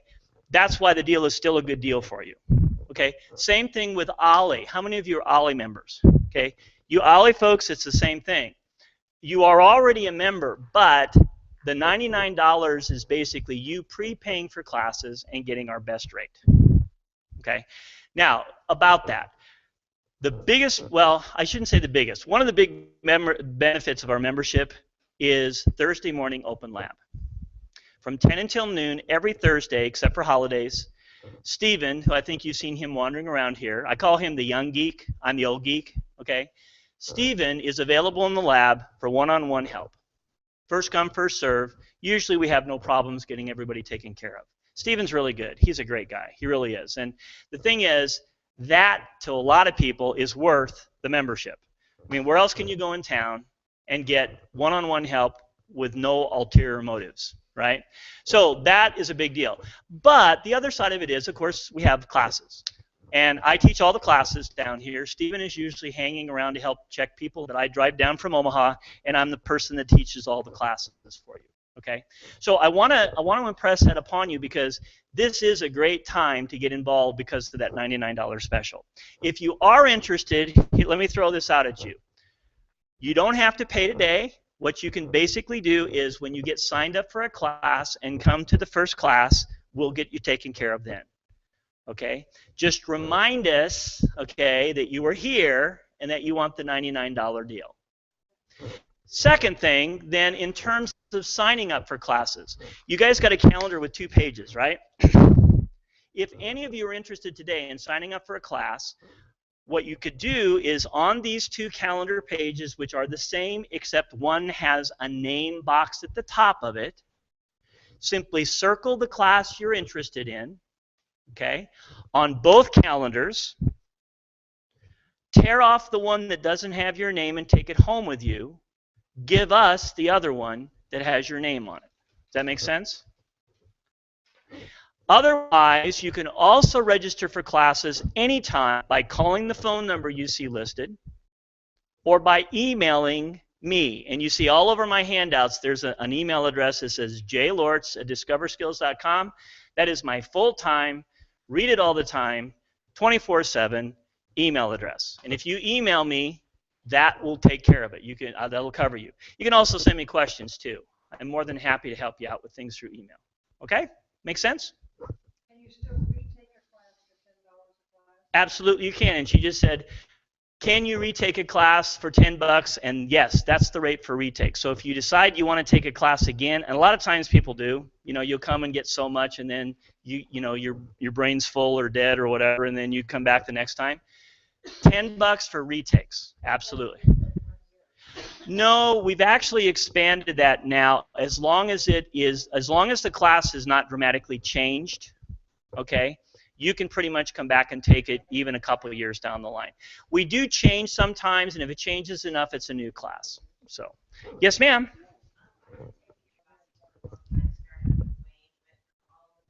Long time. Yep. Yep. Yep. Those are different classes now. What we did was we retooled completely all of our basic stuff and sort of modernized it and turned it into separate Windows classes and file. So it really is quite a bit different. And so, yeah, and so that would not be a retake probably. Good question, though. Yes, ma'am. Yeah. Yes. Yes. It entitles you. You can take classes just like anybody, but you're already a member, so you could come to that Thursday morning anytime you want to because you're already an OLLI member. Yeah.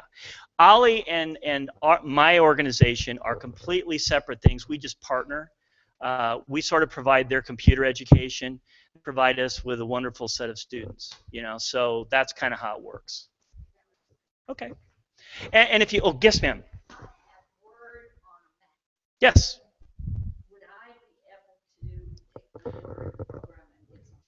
Very good question. She said, I have Word on a Mac. Would I be able to get anything out of taking a class where we're doing it on Windows? And the answer is yes, you would. I've had Mac folks come in who have Word who are perfectly fine taking it. Now, if you, and by the way, this is a kind of a general thing to answer your question. Even though we have a computer lab downstairs with 14 computers and we use those for our teaching lab, you are always welcome to bring in a laptop, your own laptop, and use it if you would like. That would absolutely mean you Mac folks too, okay? Some of our Windows classes are not going to be for you at all, okay? But we do have classes such as Word, Excel, all of the internet-related classes, Facebook, all of those, doesn't matter what you're using, and so you are welcome to bring that in, okay? Okay, so if you have any questions about classes again, oh, one final thing, okay. I have a website called discoverskills.com. That is our website. In fact, let's see if I can go up there without booting off all my webinar people. I booted them off yesterday, did you know that? I totally obliterated them yesterday. It was really kind of sad. Okay, if I do this right, come on, baby. There we go. Okay, I just want to show you this. Oh, gosh. I have to be really split-brained. So I'm going to go to discoverskills.com. It's D-I-S-C-O. Well, it's all over your handouts. You can see it, okay? And the reason I want to just really quickly show you this is my website, but it also relates to all of you who take classes down here in Lincoln, because at the very top, you'll see we have a button that says Lincoln Classes right there. And when you mouse over, you're going to notice that we have up here the class schedule, a way to register, the class catalog. I mean, everything that you see here is related to you folks that live in Lincoln and take classes here. This is your place to come to see what's going on. This is updated before anything else. And so this is the most current, always has the most current calendar, the most current things here. Okay. Plus, you know, again, I try to provide lots of free content for anybody that wants to just come up and visit. And we do video and things like that. Okay. All right. Now, let's finish off here with something. I think I can close this things up. There we go. Now, I want to mention to you, so we just got done talking about the iPad. I want to mention one little thing, though. We have a series of 3 classes. They're starting next week on how to use your iPad and your iPhone. Okay. Even if you're a beginner, even if you're experienced, we find the classes, I think you'll find the classes useful. I really do. I mean, we fill gaps in those classes. However, we also have, just as sequels, what I call workshops. These workshops are simply focused looks at certain important iPad and iPhone topics. For example, we have one coming up that specifically looks at the camera and the photo and iCloud. We have one coming up that specifically looks at browsing in Safari and email, and so on and so forth. Okay? We offer these because a lot of times after people have taken the first three, they want to learn more about certain things. This is our way to do it. We also have a brand new one called simply Questions and Answers. I don't yet have it scheduled on the current calendar, but it will be coming in September. And I had a great suggestion from her today where what I should do when this is offered is pre-email everybody and say, what are your questions ahead of time? Which I think is a great idea. It's awesome. I'll have to pay you. No, I won't pay. Yes, sir. Go ahead. Speaking of. And he said Android. Okay. Have you all heard of Android before? All right, if you haven't, Android is simply another operating system. Remember we talked about operating systems? Windows is an operating system. The Mac OS is an operating system. Android is the competitor to the Apple iPhone or the Apple iOS. And I happen to have a little Android tablet up here called the Nexus that I just love. Okay, here's the deal though. Totally a different beast. Now, our intent last year, or earlier this year, was to offer some Android classes. We tried and couldn't get enough people. We're going to keep trying. Okay? I use this every day. I have enough knowledge about Android, I think, to be able to teach the class. And so I'll just tell you that we're going to keep trying. So keep watching your email. Okay? Okay, now, moving along here. Okay, I'm going to skip through this just for the time's sake today. The rest of this tablet stuff I was going to talk about because I want to get to this last little section here. A couple of you said you had Windows 8. Is that true? How many of you have Windows 8 or beyond? Okay, a few of you do. We had quite a few. Actually, we had quite a few Windows folks that showed up yesterday, Windows 8 people. Here's the deal, though.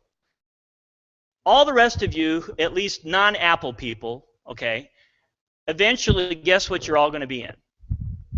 Someday. 8 or 9 or 10. God knows what they'll call it. Okay. Here's the deal, though. I just want you to understand a couple things here so that you don't get freaked out by it. Because I hear all kinds of people bad-mouthing Windows 8 and saying this and saying that. The truth of the matter is most of the students who've been around me for the last year who got Windows 8, initially hated it, now actually are beginning to like it. Okay? For what that's worth. Okay? But what I wanted to show you just very briefly, I'm not going to go through all of this, is that Windows 8 still has the traditional desktop. Do you see this here? And again, you Apple folks, this isn't going to make any, I mean, you have your own desktop and things. But in the Windows world, this is where you normally do your stuff, isn't it? It's still there. In fact, as Windows 8 progresses through this fall, Microsoft has been terrified by us not liking the start screen, okay, and they are actually moving backwards more toward this again. They'll never completely get there, but they're moving that way, okay? But here's the deal. You still have your familiar desktop. But then here's what freaks people out. This is what you see when you turn on Windows 8. It's called the start screen, okay? You know why they invented this? Why do you think Microsoft decided to have this as your way to interact with your computer? What do you think is the reason? Yes, both of these people are absolutely right. They said touch, iPhone like Apple. Yes, they are pointed toward the touch devices. Think about this. Menus, little tiny buttons that we normally click with our mouse don't work good for big fat fingers. So what they've done is they've come out with a screen that is geared toward touch devices. Okay? Because these squares you see up here are called tiles, and they are your program icons. So if I want to go in and check the weather, I click here, just like I would double-click on an icon. Okay? The problem is that we are users of this thing. What is this? Mouse. Most of us. Some of us are touchpad. Okay? We're mouse people, right? We don't like the touchscreen interface as well because it's more cumbersome to us. Now, Microsoft initially could care less about us, but now that we're kind of screaming about it, they again are beginning to move backwards. So some of the things that they're doing, for example, is they're adding in, they're kind of going backward in time, and what they're adding in, for example, here's the start screen, but look at the bottom here. Do you see where I'm moving my mouse down here? They have now added the taskbar, okay, bottom of the desktop. They've now added that to the start screen. Okay. In addition, when you go inside of an app, hang on. When you are in, this is an app, okay? This is the weather app. It used to be there. It's like there's no buttons. There's nothing to do. What the heck do I do here? Well, now they've added in, and I know this is really hard to see, but at the very top we have a good old title bar, and way over there, can you guys see where I'm kind of moving my mouse? There's the little X to close it. That was recently added in with the 8.1 update. So here's the deal, all right? Yes, and it can be. Now, in this particular screenshot, you're actually seeing my real taskbar, but we could display it down here if I moved my mouse down there. This is not really Windows 8, it's just a picture of Windows 8. So, yes, you can, just like you always traditionally did. And she said, can I, on the taskbar, put my icons just like I used to be able to do it in Windows 7, Windows and so on? And the answer is yes, you can. So here's the deal, all right? Don't let Windows 8 freak you out. If you have to get a new computer, if you're forced into it, I will tell you that if I have a choice and I'm going to get a new computer and it says Windows 7 or Windows 8, I would suggest Windows 8. It's the future. It's what's coming out. And it's not so bad, really. Okay, it really is not so bad. And this is what I hear from students as well.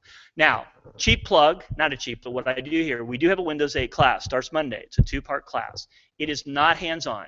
We don't have Windows 8 on our computer lab yet. In the near future, we may get it when we can teach both Windows 7 and Windows 8. But right now, we just have Windows 7. So it's a seminar class, meaning that you come into the lab. I have a Windows 8 computer. It's actually her computer. She lets me use it. And I do the Windows 8 stuff for you. If you have a laptop, you are welcome to bring it along. Okay? Now, to kind of zip along and finish this up here, a couple other technologies that I just cannot not tell you and say something about is this one here. This is one. YouTube. How many of you do or go up to YouTube once in a while? Oh, that's terrible. You should all be up there all the time. No. Here you go, okay? Remember earlier today, at the very beginning, I said that webinars are becoming a big deal because it's a way that we can learn across the internet in the comfort of our home. And I really truly believe that, all right? I'll tell you somewhere else, though, that is an awesome, awesome learning place. And that's this place we call YouTube. Now, do you all know what YouTube is? YouTube is a place for free where people can upload videos they've created and share them with the world. Okay? Now, there are lots of stupid things on YouTube. Okay? And you always hear about the stupid things. Okay? But I'll tell you what. If you go up to YouTube and if you need to, for example, learn how to fix a leaky faucet, and if you go to YouTube and in their little search box, type in, how do I fix a leaky faucet? You'll see 10 videos that people have made out of the goodness of their heart showing you how to fix a leaky faucet. I mean, I have never been disappointed. YouTube has everything I've ever wanted to learn about sitting up there. You know what she does all day? She's a math person. Okay, she teaches math. I mean, don't you find stuff on YouTube all the time? Tons of things that she can use for teaching. She also teaches science. Same thing with science. So here's the thing. I want all of you to go home today. Homework, yeah, right. I want you all to give YouTube a try. All right, and the thing is, it's a great place to go to, and just to kind of throw something out at you, I wanted to show you this little screen here. This is a YouTube video, and at the bottom of every video is called the play bar. Okay, it's like a little player controls, like we used to have cassette recorders and things with little buttons on them. Okay, and down this little player control, and did I put this in your handout? I don't know if I did or not, if I put the little screenshot here. But on this little player control here, you can see that this is where you can control the video. They've got start and stop here, volume controls. What I really wanted to show you, though, over on the right-hand side is a little full screen button. And if you come over and click on that while the video is playing, it will fill your entire computer screen, which is a heck of a lot easier to see. Okay? So if you know that this is the start and stop over here, this is the volume here, and over here is the full screen. That's the three biggies that are important to know when you're playing video. And you cannot screw things up. There's nothing to screw up here. Okay? And yes, we do have a class on it. But yes, ma'am, go ahead. So if you see YouTube is a website, it actually is owned by Google. So if you simply go to youtube.com, you're there. Okay? And it's a massive, massive, massive website. I mean, they actually, I heard the other day, YouTube has overtaken Facebook as the second most visited website. What do you think's number one? Google, yeah. Facebook was number 2. YouTube now has taken over that position as of last week. So, This internet TV and YouTube, though, yeah. that takes some of the data. Yeah, so this, You have to be on like, well, you have to be on the internet. Let's just put it that way. So basically, and so let me put in the plug for this because we do have one in August. I love teaching this class. This is a class where we learn about YouTube, okay?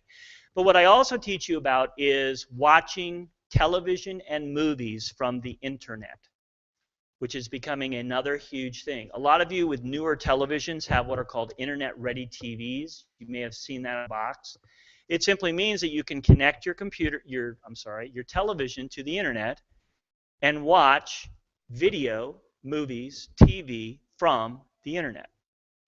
This class is where I teach you all about doing that. I'm really into this kind of thing, and so I thought I'm just going to share it with people. So it's a single session class. That's what we do. but what's the advantage? Why wouldn't you sit in front of your TV to watch it? I mean, unless you can do it when you're traveling or something. A lot cheaper. If I can cut my cable bill ties, I don't know how much you guys pay for cable. I don't have cable. Then okay, so even better for you. You can watch as if you had cable. Really? Yes. That I would like to know. There you go. Now I see, and she's a plant. Did you guys all know that she's really a plant? No, but here's the deal. So the thing is, though, I want you to understand that the internet television is not yet to the point where you will be able to cut your cable bill. All right, but it's getting closer every day. And I don't know what the cable companies are going to do when it gets to that point. But that's what this class is about, teaching you how to get that stuff. Okay. Now, that kind of finishes up today. The last, and this is all the specialty classes. I just want to very quickly mention to you about what I'm going to call our application classes. And these are simply computer-related classes such as Word, Excel, those kinds of things. Now, this is I know that you guys are not the fundamental people, but this is what we talked about in our basic computer seminar yesterday. We do this coming Wednesday, July 23rd, for anybody that is into learning more about Windows and their computer. We have our 3-part Windows class that starts. If you're a Windows 8 person, I would recommend taking the Windows 8 class instead of this. Okay? So if you ask me which one should I take the one for your operating system. But if you're somebody who uses Windows 7 or Vista or even XP, if anybody still uses it, okay, this would be a good class for you to take, and it's a basic core fundamental ground class is what it is. Okay? We then also have one called Word Processing with Word. It's a 3-part class that is one of my favorites to teach because we not only teach you the basics of word processing, like just how to type, okay, not how to type, but how to use an editor, but we teach you how to insert pictures and put borders around, and we teach you all kinds of fancy-dancy ways to make documents look better, but we base it on Word, on Microsoft Word. Okay. We also have a class called Using Excel. We have this coming Wednesday, and I think it's a room. I think there's still 4 seats left. This is a class where we teach you about spreadsheets.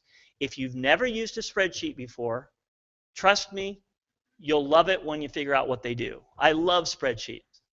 They are not just for numbers, they are wonderful for keeping track of information, like names and addresses, inventory lists, and it goes on and on.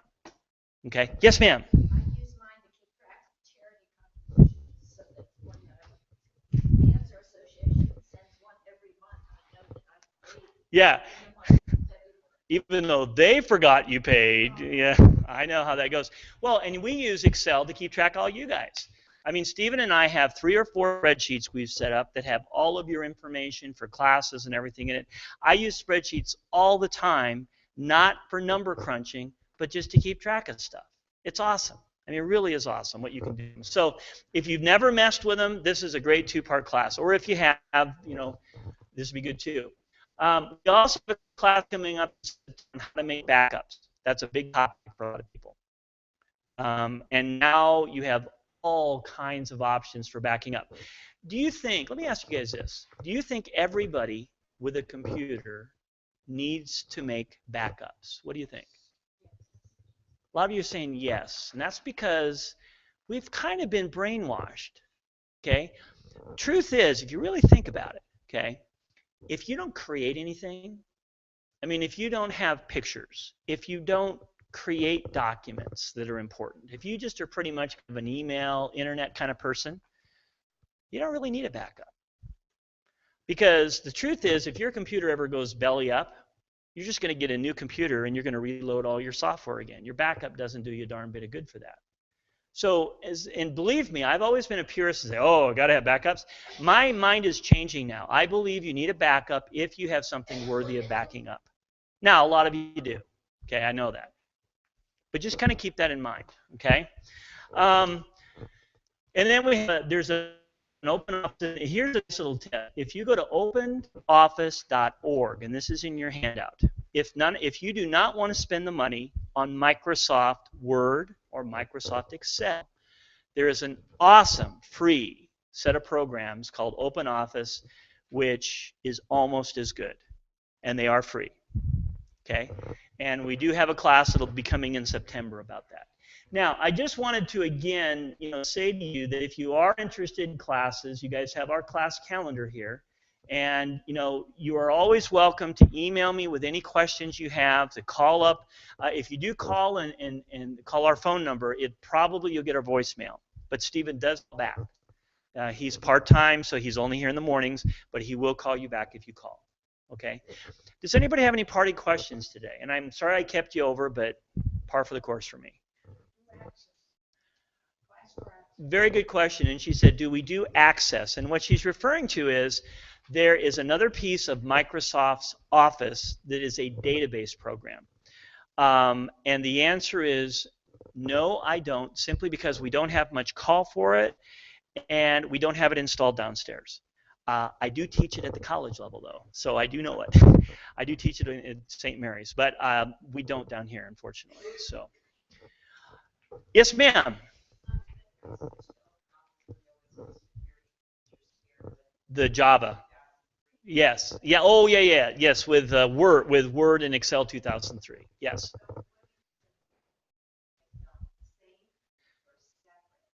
In terms of like the security, it was the same. It was sort of a general Office 2003 thing. Okay.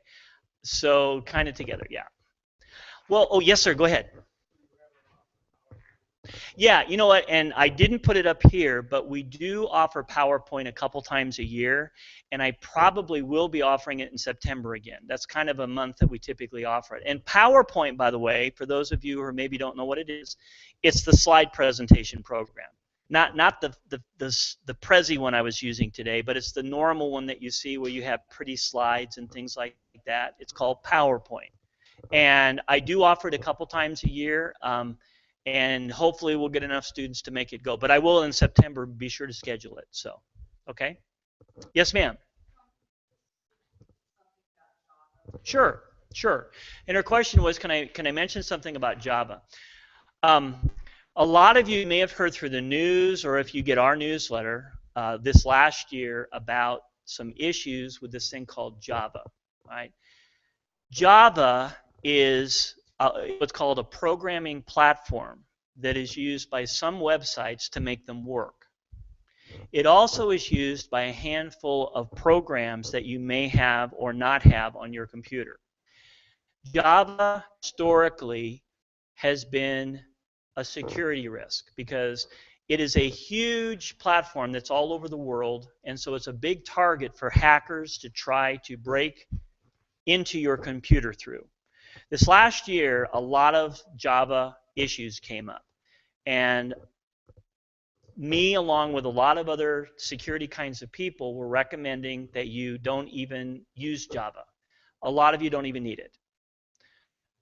That is pretty much the same advice I would give you today, in that Java is not something that if you don't have a program that needs it, most of you probably don't, that you shouldn't even have it on your computer. But in recent months, it has become more secure again. And the company that owns it, which is a huge software company called Sun Microsystems, has really bent over backwards to try to improve it. So I still would say to you, if you come up to me, should I take Java off my computer? I would say yes if you don't need it. But the flip side is I'm not as concerned as I was last summer. I still have it on my computer because I have to. So I'm sorry, and I was answering your question. I'm looking over here. All right. Yes, ma'am. Yes. You mean like in terms of getting, like if you don't have one yet? Or either one. Well, first of all, again, we can teach the iPhone and the iPad together because they're using, they look very similar. We have had folks who are interested in just understanding what the heck's going on with them before they purchase, who will come to our introductory 3-part class. I've even had people that will just come to the first one of those 3. They'll just attend one session just to look around the room, to experience what it's like, to see what it's like up on the screen, just to get a feel for, is this for me or not? Okay. It seems to work. The folks that have come, I've probably had 10 or 15 people do that now up to this point, and I have never heard anyone say that it didn't help them somehow. The other thing too is that, in all honesty, when it comes to tablets and phones, I'm at new phone time myself. My contract's up. I broke my phone, and now I'm probably going to get an iPhone because I teach it. I'm used to it. But I have friends who have Galaxy phones, for example, like the Galaxy S5 and S4, who love them, and they're beautiful. And so what I would say to people is, and I have alternative tablets. I have Android tablets. I would say this. I think in the world of tablets and phones, there's a tremendous amount of equity across the board. I would say Apple and Samsung and Google and all of these companies are making very good devices. If you came to me and said, would it be okay to get an Android tablet? I would say in a heartbeat, yes. But the other thing you have to consider is this. Is there somebody that's going to help me learn to use it? Okay? Like with your Android tablet. It's harder to find help with Android than it is with the Apple stuff. The reason is because in the Android world, there are different flavors that are different from each other. In the Apple world, there's one thing. And so it's easier to find places like us, the Apple Store in Omaha, that can help you with your Apple things. The other thing I would say to you is, if you're wondering, look around your family. Is there somebody in your family who can help you? Okay? Sometimes that's yes, sometimes that they're not patient enough, okay? But if your family has Android stuff, you know what? And they're willing to give you some help on it, there you go. You got your resource to help you out. Does that kind of make sense in terms of, what to get? So I would never say, oh, you have to get an iPad or an iPhone. I think they're all getting very, very good. But we primarily do iPads and iPhones here because that's what our call is. So, okay? Ma'am.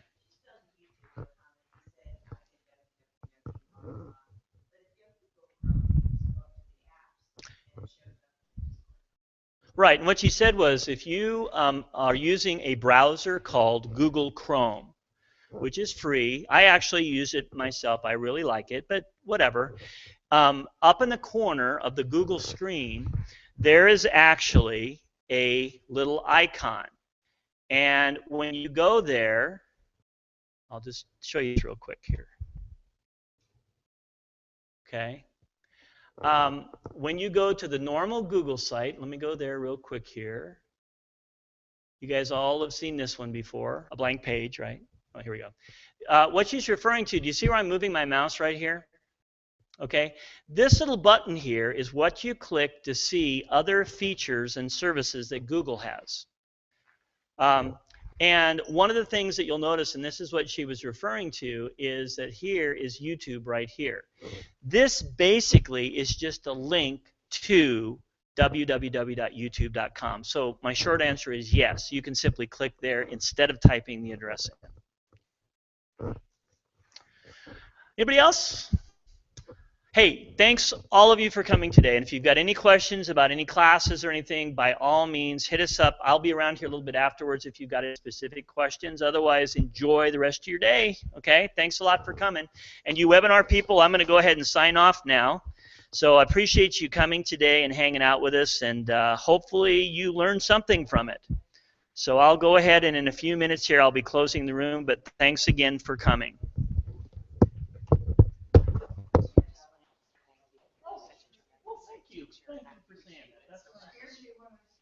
Hey, I'm a newbie. Hi. I signed up for your Monday class. Okay. For the iPad class? Okay, great. But if I want to become a member, Now, I was I going to pay take. that on Monday? Well, yes. First of all, we can do all that Monday. Don't worry about it. Okay. But now I'm going to mention something to you, and I should have, since I didn't get started on time, I forgot. With our non-hands-on computer classes, like all of the iPad, iPhone classes, we have a $20 per session flat fee. You don't even have to be a member because it's not hands-on. So what you might want to consider, and I'm not trying to not get you signed up for a membership, Right. but since you are an Apple person, there may not be as many classes that you want to take. Now, on the other hand, you may see things that, not Windows stuff, but a lot of other things we offer that you want to take. But the thing is, for the iPad stuff that's coming up, you could simply pay the $20 when you come in versus even getting a membership. Now, what it won't get you is that Thursday morning help stuff. You do have to be a member for that. But if you're not interested in that, Well, I'm in the twilight zone of choosing a computer. Gotcha. Yep. And I want to do an Apple, but I don't know what I want yet. Gotcha. So, but this came before I made that decision. You know what I would do? $20 on Monday and go from there. Yeah, Okay. exactly. Because, and you know what? Here's the deal. If you decide 3 weeks from today that suddenly there's other things you want to take and you want to take advantage of the $9 deal, just mention it. We'll still give it to you. Okay. So yeah, let's start with that. Let's start simple. Okay. See you Monday. Yep. Thank you. That was part of our question too. Sure. And then, nobody called me back in. So I just. Now, did you like call in to register? And what did you register for? The iPad? Yeah. Just assume you did. Okay. What we do a lot of times is this morning, Stephen works part-time, and we've had so many registration calls and everything. He hasn't got everything returned yet. But And I just called like yesterday. just assume you're in it. Now, with the iPad class, what we sometimes do, since it's not hands-on computer, we sometimes, if it's big enough, move it upstairs here into a table sound. So when you come on Monday, it's at 10 o'clock. Is that right? Or is it 1? Maybe it's 1 o'clock. And you guys would know better than me. But when you come in, assume that it's downstairs in our computer lab. So what you're going to want to do is park north of the building. There's a fitness center down in the basement. Or down at that door? Yeah, so Okay. downstairs, if you know how to get into the fitness center, that's where we are. We're a room in the fitness center. Come there. If we are going to bring everybody up here, we will direct you at that point. Just assume it's in our lab. Do we bring our iPad Yes, with us? bring it with you. Yep. And then it's 99 each. Well, no, okay. Here's Okay. what we have done is, and I want to talk to Stephen. He's sort of probably bounce this off him, but for right now, we have also said, okay, if you guys want to spend $99 together and split those you're okay. And we've done that with people, so let's just assume that. Plus, you heard me say to her, to that lady before you, that for the session, and you may just want to start out.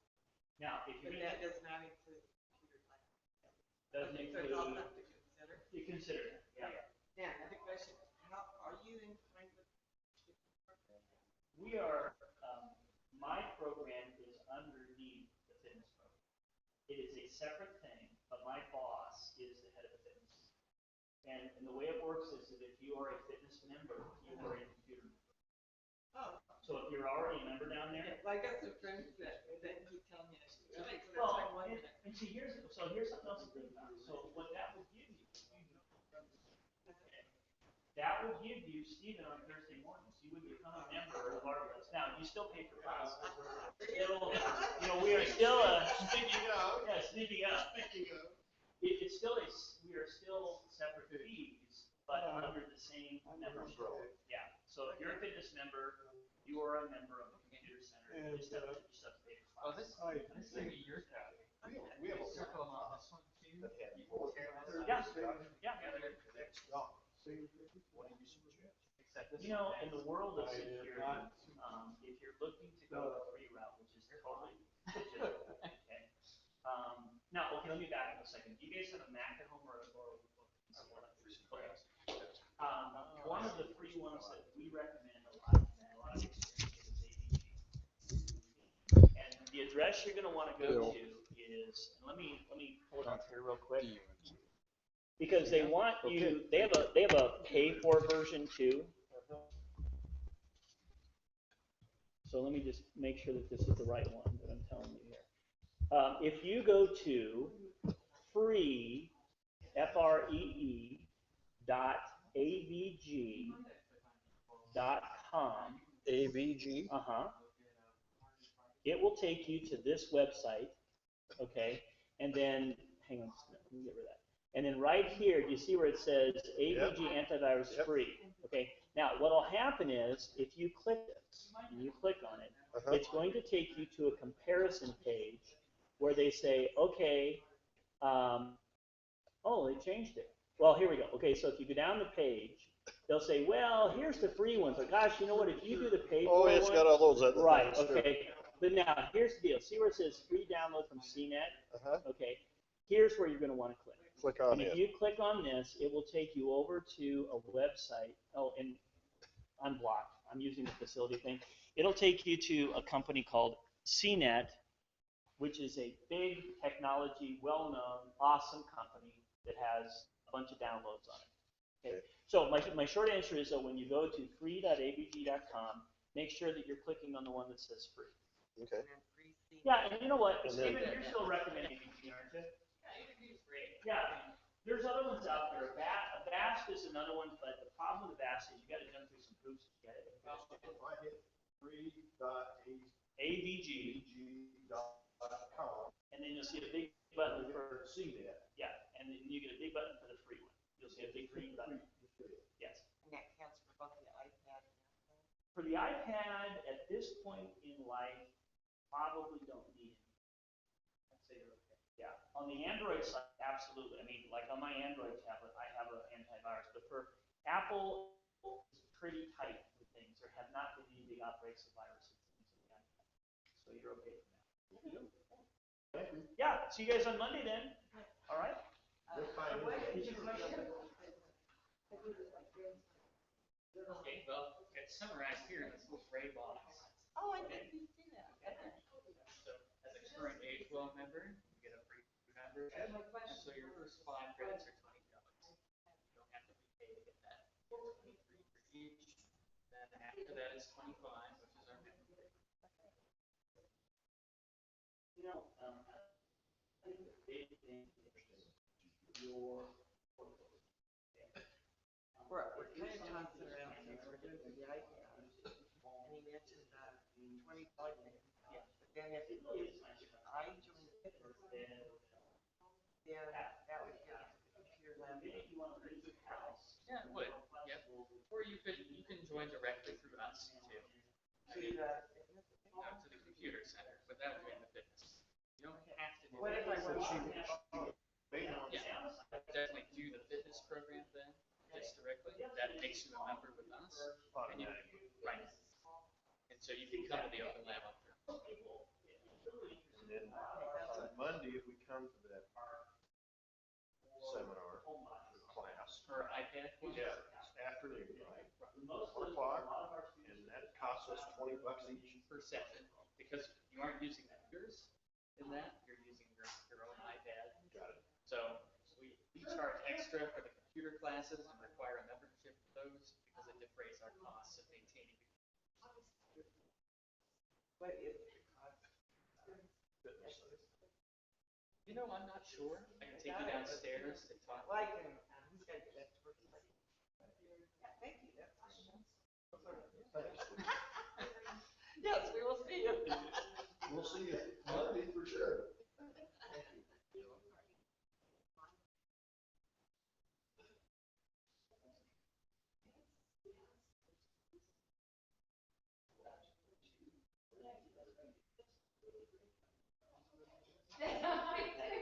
Because don't have teachers in these hard times. Well, thank you. You know, number one, and I do, this is my main job, but I do teach at the college level and national. But you know, I love this is my favorite because they're appreciative, you know, and because they need to know this stuff. You know, it's kind of like, you know, Stephen and I are both in kind of way of thinking. Or maybe advocacy. Because we run into folks all the time who just don't have guidance and we need it. And I'm sorry, but this for our population, this technology is guys. And we want to make sure they understand it. So thank you. Appreciate it. Well, thank you very much. Literally was just going to the paper and I saw that and I had no flexibility on my job. Awesome. Well, we appreciate it. You know, at my age, I have good mentors now, 84-year-olds that have Yeah. the cameras. Yeah. And I just. Well, that's very cool. Thank you. And you know what? We always appreciate the word of mouth. So pass our name on. And in fact, I'm retiring next week. There you go. Thank you.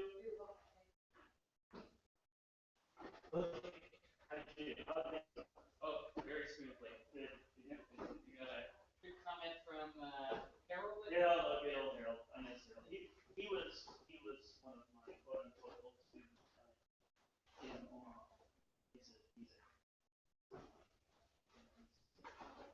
But you know, and you know, again, I wasn't even really caring how many people we had, as long as it was smooth in the sense that, you know, we can do it. You know, we can do this. I mean, we could even, in a pinch, you know, I was thinking about this the other day.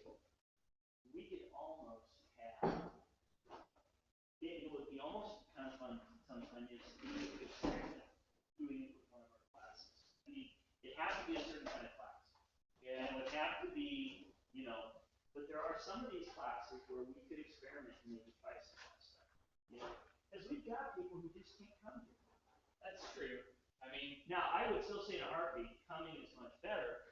But you know, I've had people say to me before, you know, I haven't been able to get class for a year and a half because I had this or that, and I don't know.